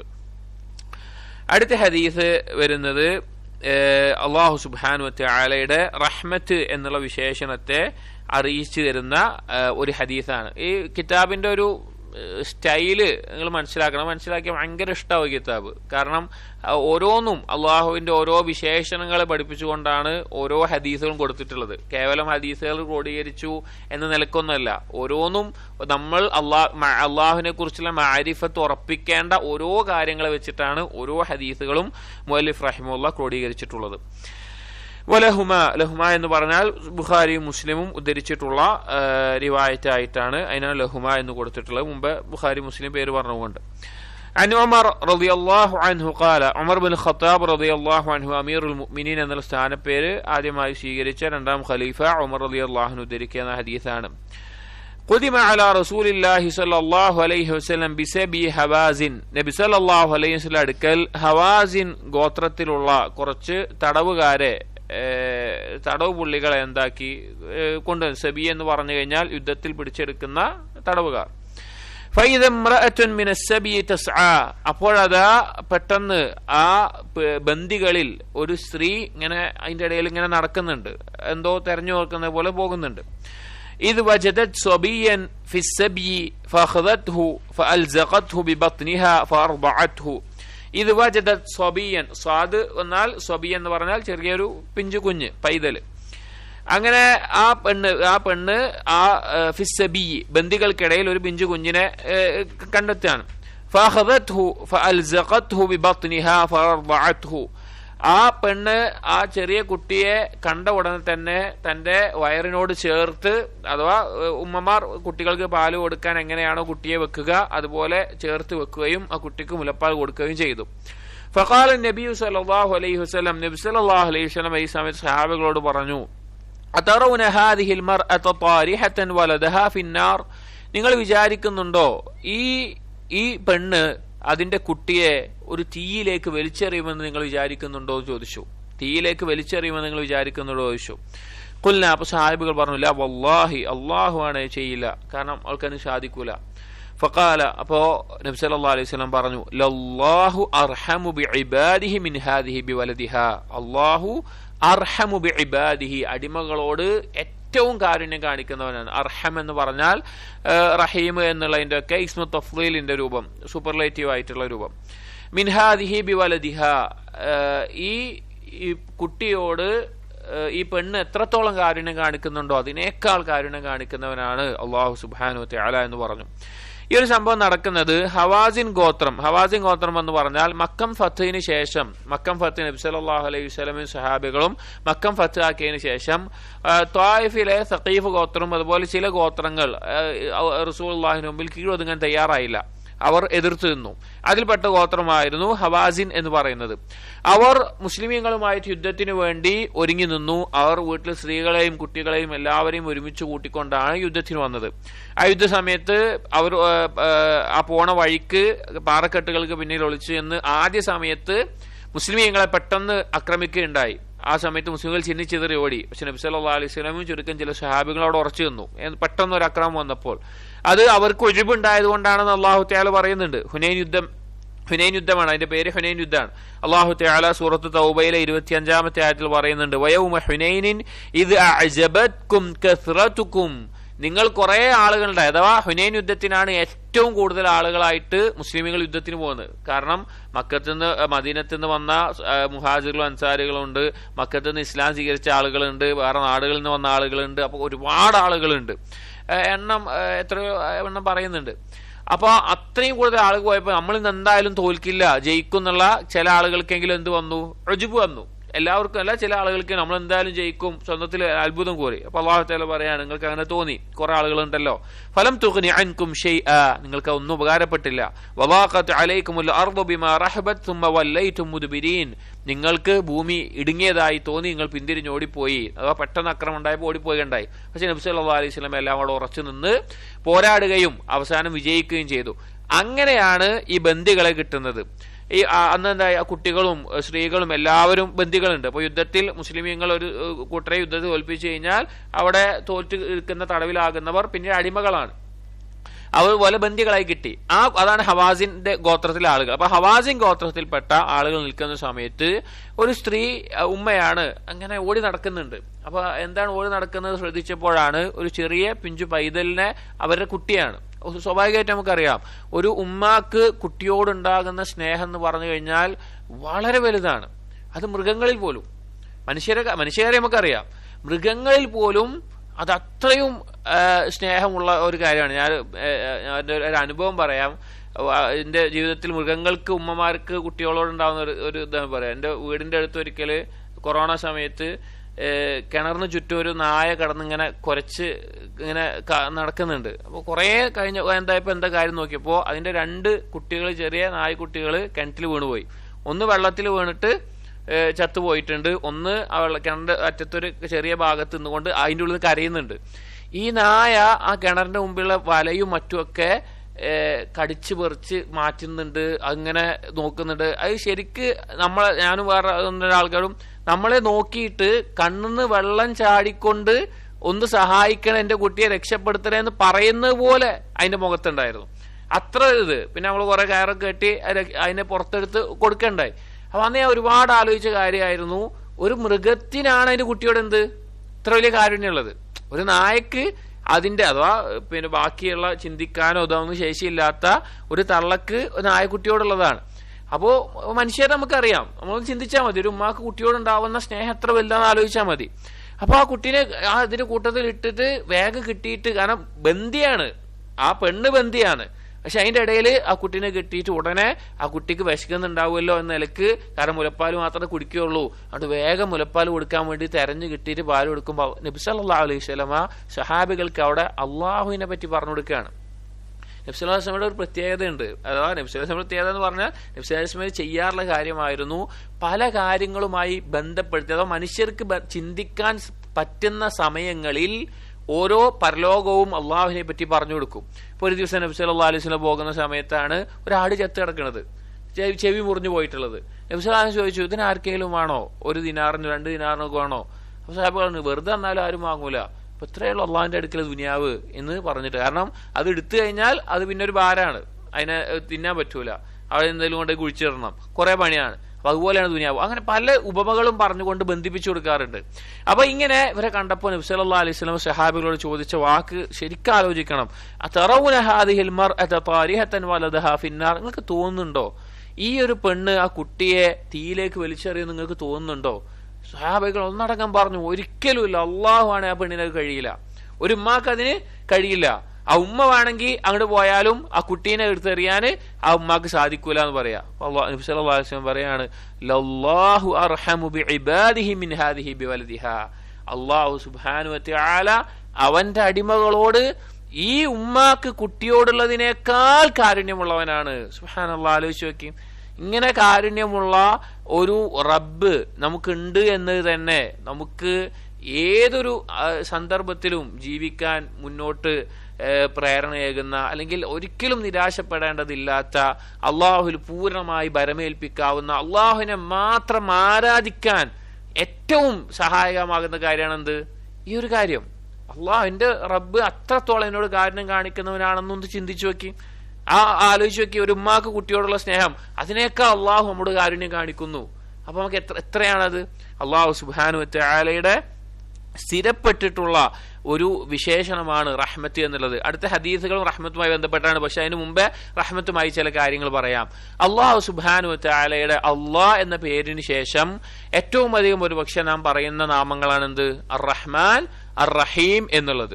ഈ രണ്ട് നാമങ്ങളും അള്ളാഹുവിന്റെ റഹ്മത്ത് എന്നുള്ള സിഫത്തിനെ അറിയിക്കുന്നതാണ്. റഹ്മാനും റഹീമും റഹ്മത്ത് എന്നുള്ള സിഫത്തിനെ അറിയിക്കുന്നതാണ്. എന്താണ് റഹ്മാനും റഹീമും എന്നുള്ള പേരുകൾ തമ്മിലുള്ള വ്യത്യാസം? റഹ്മാൻ എന്ന് പറഞ്ഞാൽ വിശാലമായ കാരുണ്യമുള്ളവൻ, ഉൾക്കൊള്ളുന്നവൻ എന്നാണ് റഹ്മാൻ എന്ന വാക്കിന്റെ അർത്ഥം. അറബി ഭാഷയിൽ ഫഅലാൻ എന്നുള്ള വസിനെ പറയുമ്പോൾ അതിനപ്പുറത്തേക്ക് ഇനി കാരുണ്യമില്ല ഒരാൾക്കും. അത്രയും വിശാലമായ കാരുണ്യമുള്ളവൻ എന്നുള്ളതാണ് റഹ്മാൻ എന്നുള്ള പേരിന്റെ അർത്ഥം. രണ്ടാമത്തെ അർത്ഥം പൊതുവായി റഹ്മത്ത് കാണിക്കുന്ന അർത്ഥത്തിലും പറയാറുണ്ട്. റഹീം എന്ന് പറഞ്ഞു കഴിഞ്ഞാൽ കാരുണ്യം ചൊരിയുന്നവൻ എന്നാണ് അതിന്റെ അർത്ഥം. ആ ഫിഅല് ചെയ്യുന്നവൻ. റഹ്മാൻ എന്ന് പറഞ്ഞാൽ കാരുണ്യമുള്ളവൻ, റഹീം എന്ന് പറഞ്ഞാൽ കാരുണ്യം ചൊരിയുന്നവനാണ് അല്ലാഹു തആല എന്നുള്ളതാണ്. അത് മറ്റൊരർത്ഥത്തിൽ മുഅ്മിനീങ്ങൾക്ക് മാത്രം പ്രത്യേകമായി കാരുണ്യം ചൊരിയുന്നവൻ എന്നും പറയാറുണ്ട്. ഇവിടെ അല്ലാഹു സുബ്ഹാനഹു വ തആല വിശേഷണങ്ങൾ പ്രധാനമായും രണ്ട് തരത്തിൽ പറയാറുണ്ട്. ഒന്ന് ദാത്തി ആയിട്ടുള്ള വിശേഷണം, രണ്ട് അഫ്ആലി ആയിട്ടുള്ള വിശേഷണം. ദാത്തി ആയിട്ടുള്ളത് എന്ന് പറഞ്ഞാൽ അള്ളാഹുവിന് അസ്തിത്വപരമായിട്ട് എപ്പോഴും അള്ളാഹുവിൽ ഉണ്ടാകുന്ന വിശേഷണങ്ങൾ. ഇപ്പൊ അള്ളാഹുവിന്റെ ഇൽമ്, അള്ളാഹുവിന്റെ യദ്, അള്ളാഹുവിന്റെ ഐന്, കണ്ണുകൾ, അള്ളാഹുവിന്റെ കഴിവ്, അങ്ങനെയുള്ള വിശേഷണങ്ങൾ. രണ്ടാമത്തേത് അഫ്ആലി ആയിട്ടുള്ള വിശേഷണങ്ങൾ എന്ന് പറഞ്ഞാൽ അള്ളാഹു ഉദ്ദേശിക്കുമ്പോൾ മാത്രം സംഭവിക്കുന്ന കാര്യങ്ങൾ. ഇപ്പൊ അള്ളാഹു തആല ഒരാളെ സൃഷ്ടിക്കുന്നു, അത് അള്ളാഹു ഉദ്ദേശിക്കുമ്പോഴാണ് സൃഷ്ടിപ്പ് നടക്കുന്നത്. എപ്പോഴും സൃഷ്ടിച്ചുകൊണ്ടിരിക്കുകയാണോ? അല്ല. എന്നാ ഖൽഖ് അള്ളാഹുവിന്റെ സിഫത്താണോ? അതെ, പക്ഷെ അഫ്ആലി ആയതാണ്. അതല്ലെങ്കിൽ അള്ളാഹു സുബ്ഹാനഹു വ തആല ഒരാളെ ശിക്ഷിക്കുന്നു, എപ്പോഴും ശിക്ഷിക്കുന്നവനാണോ? അല്ല. അപ്പൊ ഈ റഹ്മത്ത് എന്നുള്ള സിഫത്ത് ദാത്തിയായ സിഫത്തുമാണ്, അഥവാ റഹ്മാൻ എന്നുള്ള നാമത്തിന്റെ ആശയം ദാത്തിയായ സിഫത്താണ്. റഹീം എന്നുള്ള നാമത്തിന്റെ ആശയം അഫ്ആലിയായ സിഫത്താണ്. റഹ്മാൻ എന്നുള്ളത് അള്ളാഹുവിന്റെ അസ്തിത്വപരമായിട്ട് എപ്പോഴും അള്ളാഹു കാരുണ്യമുള്ളവനാണ്. കാരുണ്യമില്ലാത്തൊരു സമയം ആർക്കില്ല? അള്ളാഹു സുബ്ഹാനഹു വ തആലയ്ക്കില്ല. എന്നാൽ റഹീം എന്ന് പറഞ്ഞാൽ അഫ്ആലി ആയിട്ടുള്ളതാണ്. അള്ളാഹു ചില ആളുകൾക്ക് കാരുണ്യം ചൊരിയും, അതെപ്പോഴാണ്? അള്ളാഹു ഉദ്ദേശിക്കുമ്പോഴാണ്. അതാണ് റഹ്മാനും റഹീമും തമ്മിലുള്ള വ്യത്യാസവും റഹ്മത്ത് എന്നുള്ള വിശേഷണത്തിന്റെ പ്രത്യേകതയും. ഇത് ശരിക്കും മനസ്സിലാക്കണം. കാരണം നമുക്ക് പറഞ്ഞല്ലേ, അള്ളാഹു സുബ്ഹാനഹു വ തആല എപ്പോൾ ഒരാൾ നിരാശപ്പെട്ടു തുടങ്ങുന്നുവോ അപ്പോൾ പിശാചിന്റെ കെണിയിലാവുകവൻ. അള്ളാഹുവിന്റെ കാരുണ്യത്തിൽ യഥാർത്ഥ രൂപത്തിൽ പ്രതീക്ഷ എപ്പോൾ വെക്കുന്നുവോ, അഥവാ സൽക്കർമ്മങ്ങൾ ചെയ്തുകൊണ്ട് പ്രതീക്ഷ എപ്പോൾ വെക്കുന്നുവോ, അവൻ തൗഹീദിന്റെ പാതയിൽ പിശാചിന് ഏറ്റവും അകന്നു നിൽക്കുന്ന അവസ്ഥയിലും ആയിരിക്കും. അപ്പൊ റഹ്മാൻ എന്നുള്ള നാമത്തെ അറിയിക്കണം. ചില പണ്ഡിതന്മാർ കിതാബു തൗഹീദിന്റെ ഷറഹിൽ ഒരു ബാബുണ്ട്, റഹ്മാൻ എന്നുള്ള അള്ളാഹുവിന്റെ നാമങ്ങളെ നിഷേധിക്കുക പറഞ്ഞിട്ട് റഹ്മാൻ എന്നുള്ള നാമത്തെ നിഷേധിച്ചിരുന്നു. കാരണം ഹുദൈബിയ സന്ധിയിൽ എഴുതുന്ന സമയത്ത് ബിസ്മില്ലാഹിർ റഹ്മാനിർ റഹീം എന്ന് എഴുതുന്ന സമയത്ത് അന്ന് മുശ്രിക്കായ സുഹൈൽ റളിയല്ലാഹു അൻഹു എന്താ പറഞ്ഞത്? റഹ്മാൻ നമുക്കറിയില്ല, ബിസ്മിക അല്ലാഹുമ്മ എന്ന് എഴുതിക്കോ എന്ന് പറഞ്ഞു. അപ്പൊ അവർക്ക് റഹ്മാൻ എന്നുള്ള സിഫത്ത് അവർ നിഷേധിച്ചതാണ്. അവർ പണ്ടേമ്മ പറഞ്ഞത് വെച്ച് കഴിഞ്ഞാല് മക്കയിലെ മുശ്രിക്കീങ്ങൾ അള്ളാഹുവിന്റെ നിഷേധിച്ച സിഫത്ത്, ഒരേ ഒരു സിഫത്ത് റഹ്മാൻ എന്ന് റഹ്മത്ത് എന്നുള്ളതാണ്. ഈ നാമം മാത്രമേ അവർ നിഷേധിച്ചിട്ടുള്ളൂ, വേറൊരു നാമം അവർ നിഷേധിക്കേണ്ടായിട്ടില്ല എന്ന്. അപ്പോ അള്ളാഹു ഖാലിഖാണെന്ന് അവർ പറയും, റാസിഖാണെന്ന് പറയും, അള്ളാഹു സമീഉം ബസീറുമാണ്, ഒക്കെ അവർ അംഗീകരിക്കും. പക്ഷെ റഹ്മാൻ എന്നുള്ളതിനെ അവർ അംഗീകരിച്ചിട്ടില്ല. അപ്പോൾ അതിനെ കുറിച്ച് അറിയൽ വളരെ പ്രാധാന്യമുള്ളതാണ്. അപ്പൊ ഇതാണ് റഹ്മത്ത് എന്നുള്ള നാമത്തിന്റെ റഹ്മത്ത് എന്നുള്ള സിഫത്തുമായി ബന്ധപ്പെട്ടുള്ളത്. അപ്പൊ ഈ ഹദീസിൽ ആ കാര്യങ്ങളൊക്കെ മനസ്സിലാക്കണം. ഈ ഹദീസിൽ നമ്മൾ ചിന്തിക്കണം, നമ്മൾ ആലോചിക്കണം. അത്രയും കാരുണ്യം കാണിക്കുന്ന ഒരു റബ്ബ് നമുക്കുണ്ടായിട്ട് ആ റബ്ബിനെ നിഷേധിച്ച് എങ്ങനെയാണ് നമുക്ക് ജീവിക്കാൻ സാധിക്കുക? അല്ലെങ്കിൽ ആ റബ്ബിനെ ആരാധിക്കാതെ എങ്ങനെയാണ് നമുക്ക് ജീവിക്കാൻ സാധിക്കുക? റബ്ബിന്റെ കൽപ്പനകൾ എങ്ങനെയാണ് ജീവിതത്തിൽ പകർത്താതിരിക്കുക? ആ റബ്ബിന്റെ ഇഷ്ടം എങ്ങനെയാണ് നേടാതിരിക്കുക? അത്രയും നമ്മുടെ കാരുണ്യം കാണിക്കുന്ന ആ റബ്ബിനെ നമ്മൾ മനസ്സിലാക്കണം. ഒരിക്കലും അള്ളാഹുവിന് ഇഷ്ടമില്ലാത്ത, അള്ളാഹുവിന് ധിക്കരിക്കുന്ന കാര്യങ്ങളിൽ മുഴുകരുത്. അതുപോലെ തന്നെ അള്ളാഹുവിന്റെ കാരുണ്യത്തിൽ നിരാശപ്പെടാനും പാടില്ല. അടുത്ത ഹദീസ് റഹ്മത്തുമായി ബന്ധപ്പെട്ട തന്നെയാണ്. അടുത്ത 1-2 ഹദീസുകൾ വരുന്നത്. وعن أبي هريرة رضي الله عنه قال قال رسول الله صلى الله عليه وسلم لما خلق الله الخلق كتب في كتاب فهو عنده فوق العرش إن رحمتي غلبت غضبي لما خلق الله الخلق الله سبحانه وتعالى സൃഷ്ടിപ്പ് കഴിഞ്ഞപ്പോൾ ഖലഖ സൃഷ്ടിക്കുക, ഖൽഖ സൃഷ്ടികളെ സൃഷ്ടിച്ചു കഴിഞ്ഞപ്പോൾ കതബ ഫീ കിതാബിൻ ഫഹുവ ഇൻദഹു അല്ലാഹുവിന്റെ അടുക്കലുള്ള ഒരു കിതാബിൽ, ചില പണ്ഡിതന്മാർ ലൗഹുൽ മഹ്ഫൂദ് എന്നതിനെ പറഞ്ഞത് കാണാം, അഥവാ ഈ ഒരു എഴുത്തുള്ളത്.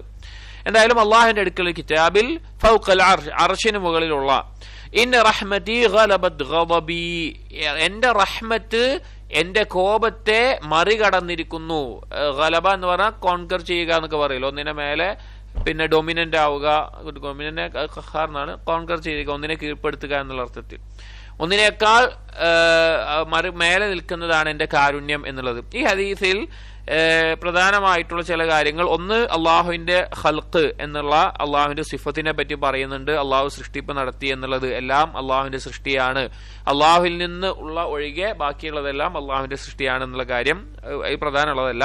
2, അർശുമായി ബന്ധപ്പെട്ടാണ്. അർശ് എന്നുള്ളത് അള്ളാഹുവിന്റെ സൃഷ്ടികളിൽ ഏറ്റവും വലിയ സൃഷ്ടിയാണ്. എന്ത്?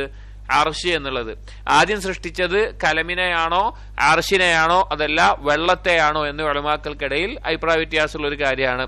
ആദ്യം പേനയാണോ അതല്ല അർശിനെയാണോ അതോ വെള്ളത്തിനെയോ, 3 അറിയിക്കുന്ന ഹദീസുകൾ വന്നിട്ടുണ്ട്. അർശ് എന്നുള്ളത് ആകാശ ലോകത്ത് 7 ആകാശത്തിന് മുകളിൽ കുർസിയുണ്ട്, കുർസിന് മുകളിൽ വെള്ളമുണ്ട്, ഒരു സമുദ്രമുണ്ട്, അതിന് മുകളിലാണ് അർശുള്ളത്, അതിന് മുകളിലാണ് അല്ലാഹു തആല ഇസ്തിവാ ചെയ്തിട്ടുള്ളത്. അപ്പൊ അർശ് എന്നുള്ള അള്ളാഹുവിന്റെ സൃഷ്ടികളിൽ ഏറ്റവും വലിയ സൃഷ്ടിയാണ്.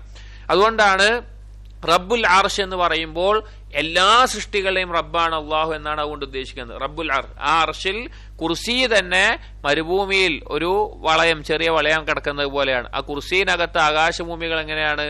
ഒരു മരുഭൂമിയിൽ ചെറിയ വളയം കിടക്കുന്ന പോലെ. ചില സ്വഹാബികൾ അതിനെ പറഞ്ഞത്, നിങ്ങൾ കയ്യിൽ ഒരു കടുകുമണി ഇട്ടാൽ എങ്ങനെ ഉണ്ടാകുമോ, അത് കുലുക്കുമ്പോൾ എങ്ങനെ ഉണ്ടാകുമോ അത്രയേ ഉള്ളൂ കുർസിനകത്ത് ആകാശഭൂമികൾ എന്നുള്ളത്. അത് വളരെ അത്രയും വിശാലമാണ് അർശ് എന്നുള്ളത്. ആ അർശിന് മേലാണ് അള്ളാഹു ഇസ്തിവാ ചെയ്തിട്ടുള്ളത്.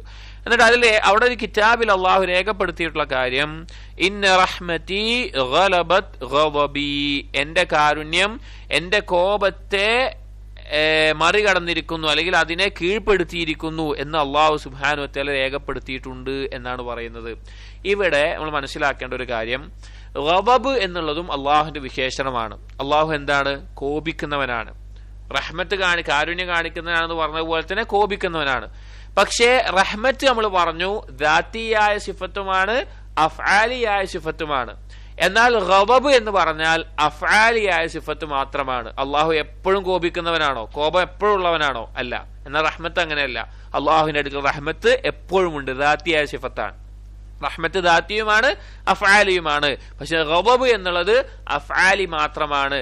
റഹ്മത്തിനും കാരണങ്ങളുണ്ട്. ചില ആളുകളെ ചില കാരണങ്ങൾ കൊണ്ട് അള്ളാഹു റഹ്മത്ത് ചൊരിയും. ഇപ്പോൾ ഒരു ഉദാഹരണം പറഞ്ഞാൽ ഖുർആനിൽ പറഞ്ഞ പോലെ, ഖുർആൻ ഒരാൾ കേൾക്കുകയാണ്, ഖുർആൻ ഓതുന്നത് കേട്ടാൽ ശ്രദ്ധിച്ചിരുന്നാൽ അവന് കാരുണ്യം ചൊരിയും. അത് അള്ളാഹു ഉദ്ദേശിക്കുമ്പോൾ ആ കാരുണ്യം ചൊരിയപ്പെടുന്നു. അതുപോലെ തന്നെ അള്ളാഹുവിന്റെ കോപത്തിന് കാരണമാകുന്ന പാപം ചെയ്യുമ്പോൾ അല്ലെങ്കിൽ വേറെ കുറെ കാര്യങ്ങൾ സംഭവിക്കുമ്പോൾ അള്ളാഹു കോപിക്കും. അത് അള്ളാഹു ഉദ്ദേശിക്കുമ്പോഴാണ് കോപം ഉണ്ടാവുക. ഗളബ് അള്ളാഹുവിന്റെ ദാത്തിയായ സിഫത്തല്ല. അതുകൊണ്ടാണ് ഇന്ന റഹ്മതി ഗലബത് ഗളബി, എന്റെ കോപത്തിനെ ആര് കീഴ്പ്പെടുത്തിയിട്ടുണ്ട്? കാരുണ്യം കീഴ്പ്പെടുത്തിയിട്ടുണ്ട് എന്ന് പറയുന്നത്. അപ്പൊ അതാണ് അതുമായി ബന്ധപ്പെട്ടത്. പിന്നെ കാരുണ്യത്തിന്റെ വിശാലത ചിന്തിക്കുക. ولهما عنه അടുത്ത ഹദീസ്, ولهما عنه أن رسول الله صلى الله عليه وسلم قال, അബൂ ഹുറൈറ റളിയല്ലാഹു അൻഹു നിന്ന് തന്നെ ഉദ്ധരിക്കുന്ന സഹീഹ് ബുഖാരിയിലെയും മുസ്ലിമിലെയും ഹദീസാണ്. ജഅല അല്ലാഹു റഹ്മത 100 ജുസ്ഇൻ, അല്ലാഹു സുബ്ഹാനഹു വ തആല കാരുണ്യത്തെ 100 ജുസ്അകളാക്കി, 100 ഭാഗങ്ങളാക്കി മാറ്റിയിട്ടുണ്ട്. ഫംസക ഇൻദഹു 99 ജുസ്ആ, അതിൽ 99 ഭാഗങ്ങളെ അള്ളാഹുവിന്റെ അടുക്കൽ പിന്നെ തടഞ്ഞു വെച്ചിരിക്കുകയാണ്. അംസക എന്ന് പറഞ്ഞാൽ പിടിച്ചു വെക്കുക എന്നൊക്കെ അർത്ഥം. വഅൻസല ഫിൽ അർളി ജുസ്അൻ വാഹിദ, ഭൂമിയിലേക്ക് അല്ലാഹു തആല ഇറക്കിയിട്ടുള്ളത് ഒറ്റ ജുസ് ആണ്, ഒറ്റ ഭാഗമാണ് ഭൂമിയിൽ ഇറക്കിയിട്ടുള്ളത്. ഫമിൻ ദാലിക്കൽ ജുസ്, ആ ഒരു ജുസ്ഇൽ നിന്നാണ് തതറാഹമു അൽ ഖലായികു ഹത്താ തർഫഅ അദ്ദാബതു ഹാഫിറഹാ അൻ വലദിഹാ ഖശിയത അൻ തുസീബഹു. ഫമിൻ ദാലിക, അതിൽ നിന്നാണ്, ആ ഒരു കാരണത്തും കൊണ്ടാണ് കഹദാലിക്കൽ ജുസ് തതറാഹമുൽ ഖലായിക്, സൃഷ്ടികളെല്ലാം പരസ്പരം കാരുണ്യം കാണിക്കുന്നത്. ഹത്താ തർഫഅ അദ്ദാബതു, ഏതുവരെ ഒരു മൃഗം, ദാബത്ത് എന്ന് പറഞ്ഞാൽ ഒരു ജീവി, ഒരു മൃഗം, അത് ഉയർത്തുന്നു, ഹാഫിറഹ, ഹാഫിർ എന്ന് പറഞ്ഞാൽ കുളമ്പ്, അതിന്റെ കാലിന്റെ ആ ഭാഗം, ആ കാൽ ഉയർത്തുന്നു, അൻവാലദിഹ, അതിന്റെ കുട്ടിയുടെ മേലിൽ, കുട്ടിയെ തൊട്ട്, ഖശിയത്ത് അൻ തുസീബഹു, ആ ഉയർത്താനുള്ള കാരണം എന്താണ്? അതിന് പേടിയാണ്, ഞാൻ ചവിട്ടിക്കഴിഞ്ഞാൽ കുട്ടിക്ക് എന്തെങ്കിലും പറ്റുമോ നിലക്ക് അതിന് ഉപദ്രവം ബാധിക്കാതെ ശ്രദ്ധിക്കുന്നവരെ അതിന്റെ ഭാഗമാണ് എന്ന് പറയാൻ. ഇതും അള്ളാഹുവിന്റെ കാരുണ്യത്തിന്റെ വിശാലത മനസ്സിലാക്കുന്നതാണ്. ഇവിടെ ചില ആളുകൾക്ക് മനസ്സിലാക്കിയിട്ടുള്ള ഒരു അബദ്ധം, ചില ആളുകൾ കാരുണ്യം 100 ഇനമാണ്, അള്ളാഹുവിന്റെ കാരുണ്യം 100 ഇനമാണ് എന്ന നിലക്ക് മനസ്സിലാക്കിയത് കാണാം. എന്നാൽ അതല്ല അതിന്റെ ഉദ്ദേശം. ഇവിടെ ജഅല എന്നുള്ള വാക്കിന്റെ അർത്ഥം സയ്യറ എന്നുള്ളതാണ്, ആക്കി, മാറ്റി എന്നുള്ള അർത്ഥമാണ്. ഒന്നുകൂടി വിശദമായി ചില റിവായത്തുകളിൽ ഖലഖല്ലാഹു എന്ന് കാണാം, അള്ളാഹു സൃഷ്ടിച്ചു എന്ന് കാണാം. അള്ളാഹുവിന്റെ കാരുണ്യ ദാത്തിയായതാണ്, അത് 100 ജുസ് ആയിട്ട് എന്താവില്ല, മാറില്ല, അതൊന്നാണ്. എന്നാൽ അള്ളാഹു തആല ഈ സൃഷ്ടികൾക്കിടയിൽ, അഥവാ അള്ളാഹു സൃഷ്ടിച്ചിട്ടുള്ള മനുഷ്യരാവട്ടെ ഭൂമിയിലുള്ള മറ്റു ജീവജാലങ്ങളിലാവട്ടെ, അവരുടെ ഇടയിൽ അള്ളാഹു സുബ്ഹാനഹു വ തആല ഇറക്കിയിട്ടുള്ള, അവരിൽ ഒരുക്കിയിട്ടുള്ള കാരുണ്യം 100 കാരുണ്യമാണ് സൃഷ്ടിച്ചിട്ടുള്ളത്. അതായത് അള്ളാഹുവിന്റെ കാരുണ്യം അല്ല 100 എന്നുള്ളത്, അള്ളാഹു സൃഷ്ടിച്ച കാരുണ്യമാണ് എന്ത്, 100 എണ്ണം സൃഷ്ടിച്ചിട്ടുള്ളത്. എന്തിനാണ് സൃഷ്ടിച്ചത്? അള്ളാഹുവിന്റെ അടിമകൾക്കിടയിൽ, സൃഷ്ടികൾക്കിടയിൽ നൽകാനുള്ള കാരുണ്യമായിക്കൊണ്ട് 100 എണ്ണത്തിനാണ് സൃഷ്ടിച്ചിട്ടുള്ളത്. അപ്പൊ ഈ ചിലപ്പോൾ എന്താ വെച്ചാൽ കാരുണ്യം സൃഷ്ടി എന്ന് പറയുമ്പോൾ ചില മനസ്സിലാക്കാൻ കുറച്ച് ബുദ്ധിമുട്ടുണ്ടാവും. അള്ളാഹു തആല മരണം സൃഷ്ടിയാണ്, ജീവിതം സൃഷ്ടിയാണ്, സമയം സൃഷ്ടിയാണ്, അങ്ങനെ ഓരോന്നും സൃഷ്ടികളാണ്. ഒക്കെ അള്ളാഹു സൃഷ്ടിച്ചതാണ്, മനുഷ്യർക്ക് വേണ്ടി, മനുഷ്യരുടെ ജീവിതം മുന്നോട്ട് വേണ്ടി സൃഷ്ടിച്ച കാര്യങ്ങളാണ്. അങ്ങനെ അള്ളാഹു സൃഷ്ടിച്ചൊരുക്കിയിട്ടുള്ളതാണ് എന്ത്, കാരുണ്യം. അത് 100 എണ്ണമുണ്ട്. അതിൽ ഒന്ന് മാത്രമേ എന്താക്കിയിട്ടുള്ളൂ, അള്ളാഹു തആല ഭൂമിയിൽ നൽകി വെച്ചിട്ടുള്ളൂ.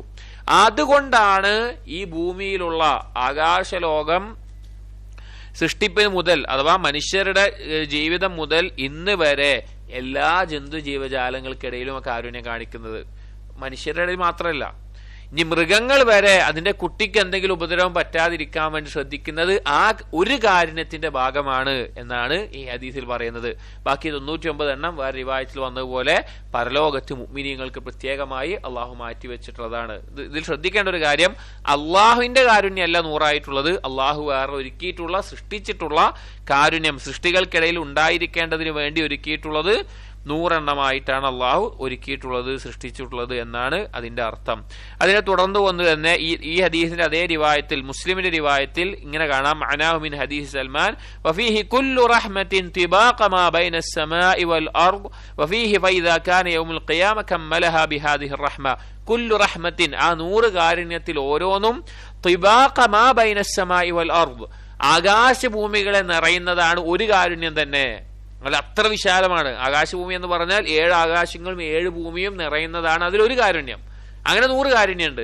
എന്നിട്ട് പറയാണ് ഫൈദാ കാന യൗമുൽ ഖിയാമ, അന്ത്യനാളായി കഴിഞ്ഞാൽ കമ്മലഹാ ബിഹാദിഹി റഹ്മ, ഈ കാരുണ്യം 100 എണ്ണം പൂർത്തിയാകുന്നതാണ്, അഥവാ അള്ളാഹു സുബ്ഹാനഹു വ തആല അടിമകളുടെ മേലെ അത് പൂർത്തിയാകുന്നതാണ് എന്ന് കാണാം. അപ്പൊ അത്രയും വിശാലമായ കാരുണ്യമുള്ളവനാണ് അള്ളാഹു സുബ്ഹാനഹു വ തആല, ഒരുക്കിയവനാണ് അള്ളാഹു സുബ്ഹാനഹു വ തആല.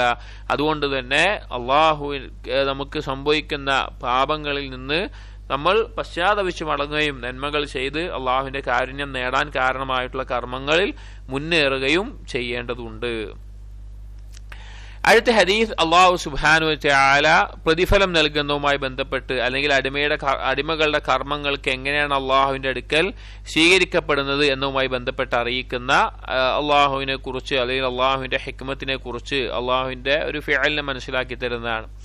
وعن أنس رضي الله عنه قال أنس بن مالك رضي الله عنه ذكريان قال رسول الله صلى الله عليه وسلم نبي صلى الله عليه وسلم പറഞ്ഞു إن الكافر إذا عمل حسنة أطعم بها طعمة في الدنيا ഒരു കാഫിർ ഇന്നൽ കാഫിർ ഒരു കാഫിർ ഇദാ അമില ഹസനതൻ അവനൊരു നന്മ ചെയ്യാണ് ദുനിയാവിൽ നന്മ ഒരാൾക്ക് ഭക്ഷണം കൊടുക്കുകയോ അല്ലെങ്കിൽ വേറെ ആളെ സഹായിക്കുകയോ അല്ലെങ്കിൽ എന്തെങ്കിലും നന്മ അവൻ ചെയ്യുകയാണ് ഉത്ഇമ ബിഹാ തുഅമതൻ ഫി ദുനിയ ആ കർമ്മം കാരണത്താൽ അവന് ഭക്ഷിക്കപ്പെടും അല്ലെങ്കിൽ അവന് നൽകപ്പെടും തുഅമതൻ ഫി ദുനിയ ദുനിയാവിൽ എന്തെങ്കിലും ഭക്ഷണം അല്ലെങ്കിൽ ദുനിയാവിൽ എന്തെങ്കിലും ഒരു കാര്യം ആഫിയത്തായിട്ടോ അല്ലെങ്കിൽ അവൻ എന്താണോ ആഗ്രഹിച്ചത് അത് അവന് നൽകും വമ്മൽ മുഅ്മിൻ എന്നാൽ ഒരു മുഅ്മിനോ ഫഇന്ന അല്ലാഹ യദ്ഖിറു ലഹു ഹസനാതിഹി ഫിൽ ആഖിറ ഒരു മുഅ്മിൻ സൽക്കർമ്മം ചെയ്യുമ്പോൾ അവന്റെ ആ നന്മകൾ പരലോകത്തേക്ക് വേണ്ടി അല്ലാഹു തആല ഒരുക്കി വെക്കും വയുഅഖിബുഹു റിസ്ഖൻ ഫിദ് ദുനിയ അലാ തആതിഹി അല്ലാഹു തആല അനുസരണത്തിന് ദുനിയാവിൽ വെച്ച് തന്നെ അവന് ഉപജീവനം നൽകുകയും ചെയ്യും. അതായത് ഒരു കാഫിറായ ഒരാൾ, പല ആളുകൾക്കും ഉണ്ടാകുന്ന ഒരു സംശയമാണ്, അല്ലെങ്കിൽ ചില ആളുകൾ ശുഭത്തിൽ അകപ്പെട്ടു പോയിട്ടുള്ള ഒരു കാര്യമാണത്. ഇപ്പൊ ചില കാഫിരീങ്ങൾ തൗഹീദ് ഉണ്ടാവില്ല, ഷിർക്കായിരിക്കും, വിശ്വാസം അള്ളാഹുവിൽ വിശ്വാസം ഉണ്ടാവില്ല. പക്ഷെ അവരെന്തായിരിക്കും, ഒരുപാട് നന്മകൾ ചെയ്യുന്ന ആളുകളായിരിക്കും. സാധുക്കൾക്ക് ഭക്ഷണം നൽകും, മറ്റുള്ളവരെ സഹായിക്കും, അല്ലെങ്കിൽ എന്താ കഴിയുന്നത്ര, ചിലപ്പോൾ ഒരു ലോകത്ത് വിശ്വസിക്കുന്ന ഒരു മുസ്ലിം ചെയ്യുന്നതിനേക്കാൾ എന്ത് ഉണ്ടാവും, നന്മകൾ ചെയ്യുന്ന ആളുകൾ ഉണ്ടാവാം. അവരുടെ നന്മയിൽ അവരെ പ്രശംസിക്കുകയല്ല, കാരണം ഏറ്റവും അധികം കടമപ്പെട്ട അള്ളാഹുവിനോട് അവർ ചെയ്യുന്നില്ല. ഇത് ഏതുപോലെയെന്ന് വെച്ച് കഴിഞ്ഞാല് ഒരാള് സ്വന്തം മാനെ നോക്കാതെ നാട്ടിലുള്ള ബാക്കിയുള്ളവരുടെ മാനൊക്കെ നോക്കണ പോലെയാണ്. സ്വന്തം മാനെ ഒരാൾ എന്ത് ചെയ്യുന്നില്ല, ഉമ്മാനെ നോക്കുന്നില്ല, ഉമ്മാക്ക് ആവശ്യമുള്ള കാര്യം ചെയ്യുന്നില്ല, ഉമ്മാനെ തല്ലുക, ഉമ്മാനെ ഉപദ്രവിക്കുക. എന്നിട്ട് അപ്പുറത്തുള്ള അയൽവാസിന്റെ ഉമ്മാനെ വളരെയധികം സ്നേഹിക്കുക, വേറെയുള്ള നാട്ടിലുള്ള ഉമ്മാരൊക്കെ സ്നേഹിക്കുക. അങ്ങനെയുള്ള ഒരാൾ അതിന്റെ മേലെ മധു ചെയ്യപ്പെടുമോ? ഇല്ല. നമ്മൾ ആലോചിച്ചാൽ മതി. ഒരാൾ സ്വന്തം മാനെ തല്ലുക, പട്ടിണിക്കിടുക, ഉപദ്രവിക്കുക, ബാക്കിയുള്ളമാരോടൊക്കെ നല്ലത് ചെയ്യുക. ഇയാൾ ആ ബാക്കിയുള്ളമാരോട് ചെയ്യുന്നതിന്റെ പേരിൽ അയാൾ മധു ചെയ്യപ്പെടുമോ? ഇല്ല. കാരണം അയാൾ ഏറ്റവും ഹക്കായത് ചെയ്തിട്ടില്ല. അതുപോലെ തന്നെ അയാൾ ചെയ്യേണ്ടത് അയാൾ ചെയ്തിട്ടില്ല. അതുപോലെ തന്നെ അള്ളാഹുവിൽ അനുസരിക്കുക, അഥവാ അള്ളാഹുവിൽ മാത്രം ആരാധിക്കുക എന്നുള്ളത് ഒരാൾ ചെയ്യുന്നില്ല എങ്കിൽ വേറെ എന്ത് നന്മയുടെ മേലെ അവൻ എന്തല്ല, മദ്ഹ് ചെയ്യപ്പെടില്ല. പക്ഷെ അത് നന്മയല്ല എന്ന് പറയാൻ പറ്റുമോ? ഇല്ല. അത് ചെയ്യുന്നത് തെറ്റാണെന്നോ? നല്ലൊരു കാര്യമാണ്. അതുപോലെ ഒരു കാഫിർ ഒരു നല്ല കാര്യം ചെയ്താൽ, ദുനിയാവിൽ ഒരു നല്ല നന്മ ചെയ്തു കഴിഞ്ഞാൽ അവന്റെ അവസ്ഥ എന്താണ്? അവൻ എന്തെങ്കിലും അതുകൊണ്ട് നേട്ടം ഉണ്ടാവുമോ? അത് ഈ ഹദീസ് മനസ്സിലാക്കാം. ഒരു കാഫിർ നന്മ ചെയ്താലും അവൻ ആ നന്മ കൊണ്ട് എന്താണോ ഉദ്ദേശിക്കുന്നത് അത് അവന് കിട്ടും. ചില ആളുകൾ പേരിന് വേണ്ടി ചെയ്യും, ചില ആളുകൾ പ്രശസ്തിക്ക് വേണ്ടി ചെയ്യും, ചില ആളുകൾ ഞാൻ നല്ല ചെയ്യുന്ന ആളാന്ന് ആളുകൾ അറിഞ്ഞാൽ മതി എന്നൊക്കെ ചെയ്യും. ചില ആൾക്കാർ അറിയുന്നുണ്ടാവില്ല, പക്ഷെ അത് ചെയ്തു കഴിഞ്ഞാൽ കിട്ടുന്ന ഒരു സന്തോഷം കിട്ടുന്ന നിലക്ക് ചെയ്യും. എന്താണോ അവൻ ആഗ്രഹിക്കുന്നത് അത് അല്ലാഹു തആല അവന് നൽകും. അത് ചിലപ്പോൾ ആഫിയത്തായിരിക്കാം, പേരായിരിക്കാം, സമ്പത്തായിരിക്കാം, പ്രശസ്തി ആയിരിക്കാം. അവൻ എന്താണോ ആഗ്രഹിച്ചത് അത് അല്ലാഹു തആല ദുനിയാവിൽ വെച്ച് അവന് കൊടുക്കും. അല്ലാഹു തആല അതിന്റെ പേരിൽ എന്ത് ചെയ്യില്ല, അവന് നൽകാതിരിക്കില്ല, അത് നൽകും. എന്നാൽ മുഅ്മിനിന്റെ അവസ്ഥ എന്താണ്? മുഅ്മിൻ നന്മ ചെയ്തു കഴിഞ്ഞാൽ ഒന്ന് പരലോകത്തേക്ക് അത് ലഭിക്കും. മരണപ്പെട്ട് നിലനിൽക്കുന്ന ലോകമായ പരലോകത്തേക്ക് യദ്ദഖിറു പറഞ്ഞാൽ സ്റ്റോക്ക് ചെയ്യും.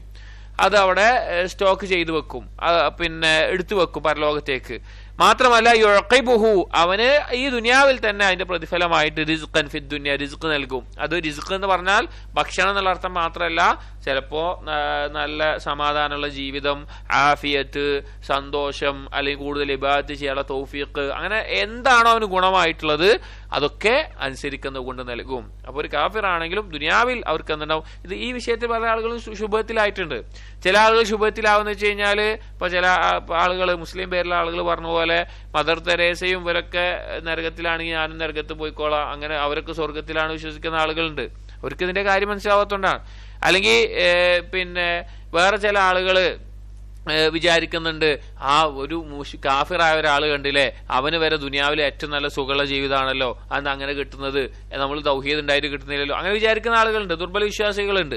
അപ്പൊ അങ്ങനെ പല ശുഭത്തുകൾ ഈ വിഷയത്തിൽ ഉണ്ടാവാറുണ്ട്. പക്ഷെ അതിന്റെ നിയമം അതാണ്, അല്ലാഹു തആല ദുനിയാവിൽ നന്മ ചെയ്തവർക്ക് കാഫിറാണെങ്കിലും ദുനിയാവിൽ വെച്ച് അള്ളാഹു നൽകും. മുഅ്മിന് പരലോകത്തേക്ക് അള്ളാഹു ഒരുക്കി വെക്കുകയും ചെയ്യും.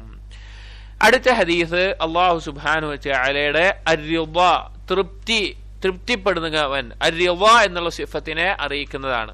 അല്ലാഹു തആല തൃപ്തിപ്പെടുന്നവനാണ് എന്നുള്ളത്. ഇതൊക്കെ അള്ളാഹുവിന്റെ ഓരോ വിശേഷണങ്ങളാണ് കേട്ടോ. ഇത് ഞാൻ പറഞ്ഞല്ലോ, വേറെ പല കിതാബുകളും പ്രത്യേകം എടുത്തു പറഞ്ഞ് വിശദീകരിക്കുന്ന കാര്യങ്ങളെ ഇതിൽ ക്രോഡീകരിച്ച് വളരെ പിന്നെ സംക്ഷിപ്തമായിക്കൊണ്ട് അള്ളാഹുവിനെ കുറിച്ചുള്ള മഅരിഫത്ത് ആണ് ഇബ്നു അബ്ദുൽ വഹാബ് റഹിമഹുല്ലാ ഇതിലൂടെ ഉദ്ദേശിച്ചിട്ടുള്ളത്. എന്നാണ് മനസ്സിലാകുന്നത്. അല്ലാഹു അഅലം.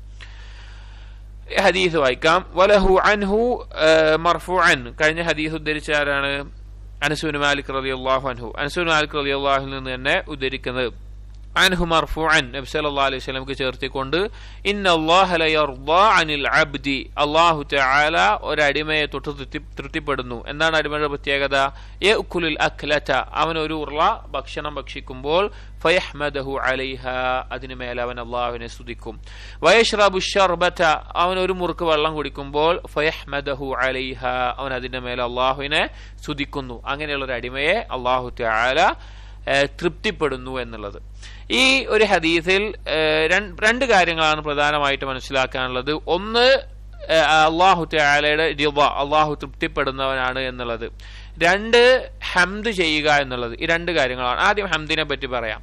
ഹംദ് എന്ന് പറഞ്ഞു കഴിഞ്ഞാൽ അതിന്റെ ശരിയായ അർത്ഥം, ഭാഷാപരമായിട്ടുള്ള അർത്ഥം, അസ്സനാഉ മഅൽ ഹുബ്ബ്, ഇഷ്ടത്തോടുകൂടി ഒരാളെ പുകഴ്ത്തുക, വാഴ്ത്തുക, മദ്ഹ് ചെയ്യുക എന്നുള്ളതാണ് ഹംദ് എന്ന് പറഞ്ഞ പദത്തിന്റെ ഉദ്ദേശം, ആശയം.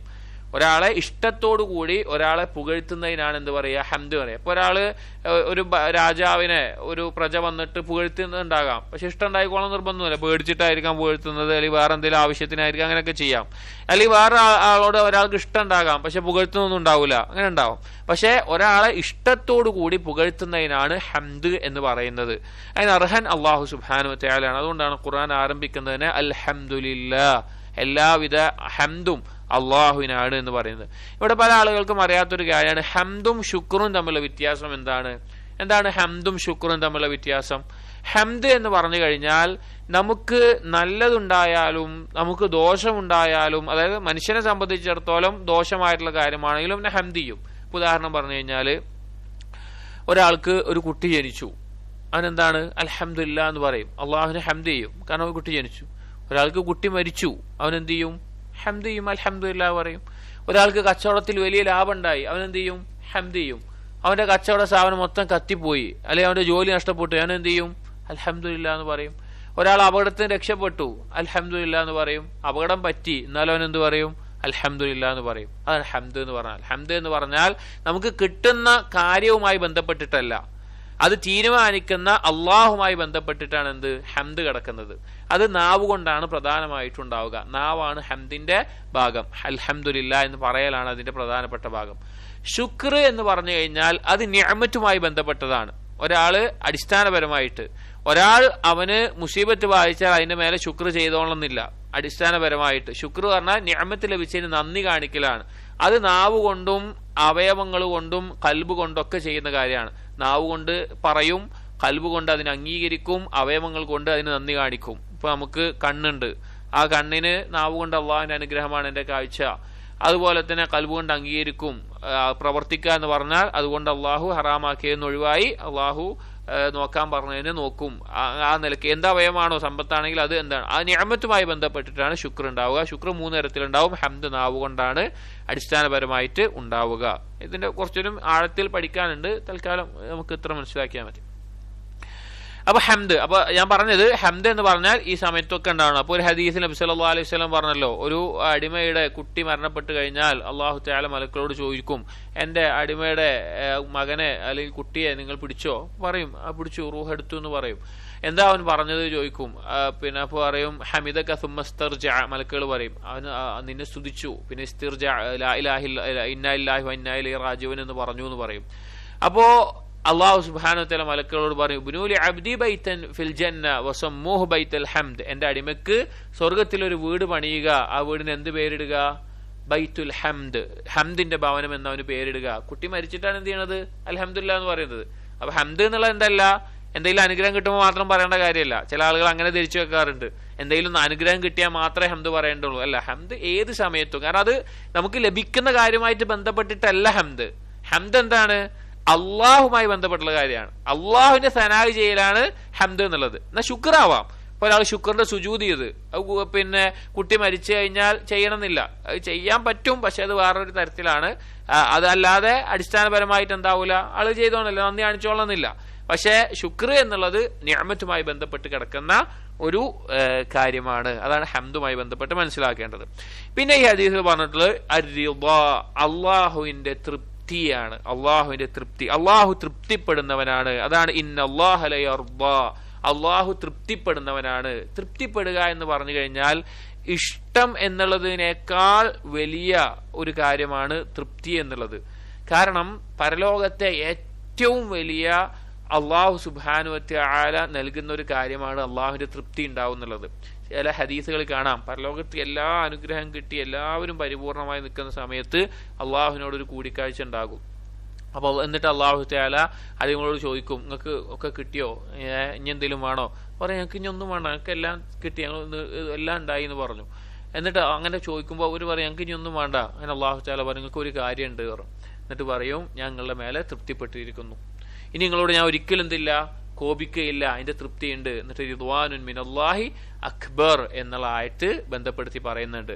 അതിൽ റിദ്വാനുൻ മിനല്ലാ എന്ന് പറയുമ്പോൾ മിൻ എന്നുള്ള പദം ഉപയോഗിച്ച് തന്നെ പണ്ഡിതന്മാർ പറയുന്നുണ്ട് അള്ളാഹുവിന്റെ തൃപ്തിയിൽ നിന്ന് എന്തെങ്കിലും ഒന്ന് കിട്ടിയാൽ മതി, അതന്നെ അക്ബർ ഏറ്റവും വലുതാണ്. ഇപ്പൊ റിദ്വാനുല്ലാഹി അക്ബർ എന്ന് പറയാ, അലി റിളല്ലാഹി അക്ബർ എന്ന് പറയാ. അങ്ങനെ പറഞ്ഞാൽ അള്ളാഹുവിന്റെ തൃപ്തി പൂർണ്ണമായി കിട്ടിയാലേ അത് വലിയ കാര്യമാവുള്ളൂ എന്നർത്ഥം. എന്നാൽ റിദ്വാനുൻ മിനല്ലാഹി അക്ബർ എന്ന് പറഞ്ഞാലോ അള്ളാഹുവിന്റെ തൃപ്തിയിൽ നിന്നൊരു ഭാഗം കിട്ടിയാൽ മതി, അതന്നെ വലിയ കാര്യം എന്നർത്ഥം. അപ്പൊ സ്വർഗത്തിൽ കിട്ടുന്ന ഏറ്റവും വലിയൊരു കാര്യമായിട്ട് ഹദീസിൽ വന്നിട്ടുള്ള കാര്യമാണ് അള്ളാഹു തൃപ്തിപ്പെടുക എന്നുള്ളത്. അള്ളാഹു നമ്മളെ തൃപ്തിപ്പെടണമെങ്കിൽ നമ്മൾ എന്ത് വേണം? ആദ്യം നമ്മൾ അള്ളാഹുവിനെ തൃപ്തിപ്പെടണം, അതിനുള്ള കാര്യങ്ങൾ വേണം. തൃപ്തി എന്നുള്ളത് പിന്നെ ഒരു വലിയ ദർജയിലുള്ള ചില പണ്ഡിതന്മാർ പറഞ്ഞത് ആബിദീങ്ങൾക്ക് ഈ ദുനിയാവിൽ ലഭിക്കുന്ന റാഹത്താണ് അള്ളാഹുവിനെ തൃപ്തിപ്പെടൽ എന്ന് പറഞ്ഞ കാണാം. ആബിദീങ്ങൾക്ക്, അള്ളാഹുവിനെ ആരാധിക്കുന്നവർക്ക് ഈ ദുനിയാവിലെ സ്വർഗമാണ് അല്ലെങ്കിൽ ദുനിയാവിലെ റാഹത്ത് ലഭിക്കുന്ന ഒരു കാര്യമാണ് അള്ളാഹുവിനെ കുറിച്ച് തൃപ്തിപ്പെടുക എന്നുള്ളത് എന്ന് കാണാൻ സാധിക്കും. അതുപോലെ അള്ളാഹു എന്ത് വിധിച്ചാലും അത് തൃപ്തിപ്പെടാനുള്ള ഒരു മാനസികാവസ്ഥ ഉണ്ടാവുക എന്നുള്ളത്. സ്വബർ നിർബന്ധമാണ്.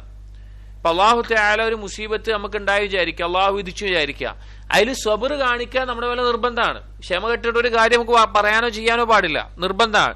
റിള മുസ്തഹബാണ്. തൃപ്തിപ്പെടുക എന്നുള്ളത് കുറച്ചുകൂടി ഈമാനികമായ ശക്തിയുള്ള ആളുകൾക്ക് സാധിക്കുന്ന ഒരു കാര്യമാണ്. എന്താ സ്വബർ റിളയും തമ്മിലുള്ള വ്യത്യാസം എന്താണ്? സ്വബർ എന്ന് പറഞ്ഞു കഴിഞ്ഞാൽ പിടിച്ചു വെക്കലാണ്. ഒരു മശക്കത്ത് ഉണ്ടാകും, അതായത് പിന്നെ ഹബ്സുൻ നഫ്സി അൽ മക്കാരിഹ്, ഒരു ബുദ്ധിമുട്ടിനോടൊപ്പം പിടിച്ചു വെക്കുന്നതിന് എന്താ പറയാ? സ്വബർ എന്ന് പറയാ. നമുക്ക് ഇഷ്ടം ഉണ്ടാവൂല, പക്ഷെ കഷ്ടപ്പെട്ട് പിടിച്ചു വെക്കായിരിക്കും, അതാണ് സ്വബർ എന്ന് പറയാ. റിള എന്ന് പറഞ്ഞാല് ആ ബുദ്ധിമുട്ടുണ്ടാവില്ല, സന്തോഷത്തോടു കൂടി തൃപ്തിയോ അങ്ങനെ പിടിച്ചു വെക്കുന്നതിനാണ് എന്ത് പറയുക. ഇപ്പൊ ഒരാൾക്ക്, ഇപ്പൊ ഉദാഹരണത്തിന് ഒരാൾക്ക് ഒരു ഹറാമായ ഭക്ഷണം അയാൾക്ക് ഭയങ്കര ഇഷ്ടമാണ്, അത് ഭയങ്കര ഇഷ്ടമാണ്, കഴിക്കാൻ ഭയങ്കര ഇഷ്ടമാണ്. അപ്പൊ അയാളത് മുന്നിൽ ഇങ്ങനെ വെച്ചിട്ട് അവന് പിടിച്ചു വെക്കുകയാണ്. കഴിക്കാൻ ആഗ്രഹമുണ്ട്, പക്ഷെ ഞാൻ പിടിച്ചു വെക്കുകയാണ്. എന്തിന്? അള്ളാഹ് ഹറാമാക്കിയതുകൊണ്ട്. അത് സ്വബർ. ഒരാൾക്ക് ഹറാമായ ഭക്ഷണമുണ്ട്, അവന് അത് ഇഷ്ടം അവൻ്റെ കയ്യിൽ ഉണ്ടാകും, പക്ഷെ അവനൊരു യാതൊരു കുഴപ്പമില്ല, പിടിച്ചു വെക്കണ ബുദ്ധിമുട്ടൊന്നുമില്ല. അവനെന്താണ്? അള്ളാഹ്ക്ക് ഇഷ്ടമല്ല, അള്ളാഹ്ക്ക് ഇഷ്ടമുള്ളത് ഞാൻ കഴിക്കുള്ളൂ, അവനക്ക് ഒരു കുഴപ്പമില്ല. അങ്ങനെ നിലയ്ക്ക് ആ ബുദ്ധിമുട്ടില്ലാതെ അതിനെ ഒഴിവാക്കുന്നതിനാണ് എന്ത് പറയാ? റിള എന്ന് പറയാ. സ്വബറിനേക്കാൾ ഒരു പടി ഉയർന്നതാണ് റിള. സ്വബർ നിർബന്ധമാണ്, റിള മുസ്തഹബാണ്. ഇനി ഹദീസിലേക്ക് കടക്കാം. ഇന്നല്ലാഹ ലയർദാ അനിൽ അബ്ദി യഅകുലുൽ അക്ലത ഫയഹ്മദഹു അലൈഹാ. അല്ലാഹു സുബ്ഹാനഹു വ തആല ഒരു അടിമയെ തൊട്ട് തൃപ്തിപ്പെടും ഏത് സമയത്തേലും. ഒരു അമല് പറയാണ്, തൃപ്തിപ്പെടുന്ന ഒരു അമല് പറയാണ്. അവൻ ഒരു ഭക്ഷണം, ഒരു ഉരുള, അക്ലത്ത് പറഞ്ഞ ഒരു ഉരുളയാണ്. ഈ ഹദീസിന്റെ അടിസ്ഥാനത്തിൽ ചില പണ്ഡിതന്മാർ ഓരോ ഉരുളയിലും അൽഹംദുലില്ലാ എന്ന് പറയണമെന്ന് പറഞ്ഞ് കാണാം. ഓരോ ഉരുള ഭക്ഷിക്കുമ്പോഴും അൽഹംദുലില്ലാ, ഓരോ മുറുക്ക് കൊടുക്കുമ്പോഴും അൽഹംദുലില്ലാ എന്ന് പറയാം. ഭക്ഷണത്തിൽ തുടക്കം അവസാനത്തിലും പറയാം, അല്ലാതെ ഓരോ ഉരുളയിലും പറയാം എന്ന് കാണാം. അപ്പൊ അവൻ ഓരോ ഭക്ഷണം കഴിക്കുമ്പോഴും അവൻ അള്ളാഹുവിനെ അൽഹംദുലില്ലാ എന്ന് സ്തുതിക്കുന്നു. വെള്ളം കുടിക്കുമ്പോൾ അൽഹംദുലില്ലാ എന്ന് സ്തുതിക്കുന്നു. അത് അള്ളാഹു തആല ഇഷ്ടപ്പെടുന്നു എന്ന് കാണാം. അപ്പൊ എന്ത് കാര്യത്തിലും ഹംദ് ചെയ്യുന്നത് അള്ളാഹുവിന് വളരെയധികം ഇഷ്ടമുള്ള കാര്യമാണ്. നിർത്താനായോ? നിങ്ങൾ പറഞ്ഞ പോലെ കേട്ടോ, ഞാൻ എടുത്തോണ്ടേ പോവും. നിങ്ങൾക്ക് ജോലി ഇതൊക്കെ ഉണ്ട് നാളെ, അതുകൊണ്ടാണ്.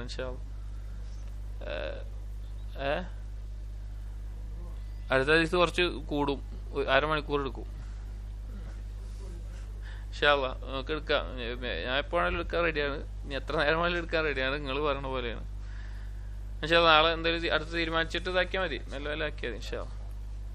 സുബ്ഹാനക അല്ലാഹുമ്മ ബിഹംദിക അഷ്ഹദു അൻ ലാ ഇലാഹ ഇല്ല അൻത അസ്തഗ്ഫിറുക വഅതൂബു ഇലൈക്. അസ്സലാമു അലൈക്കും വറഹ്മത്തുള്ളാഹി.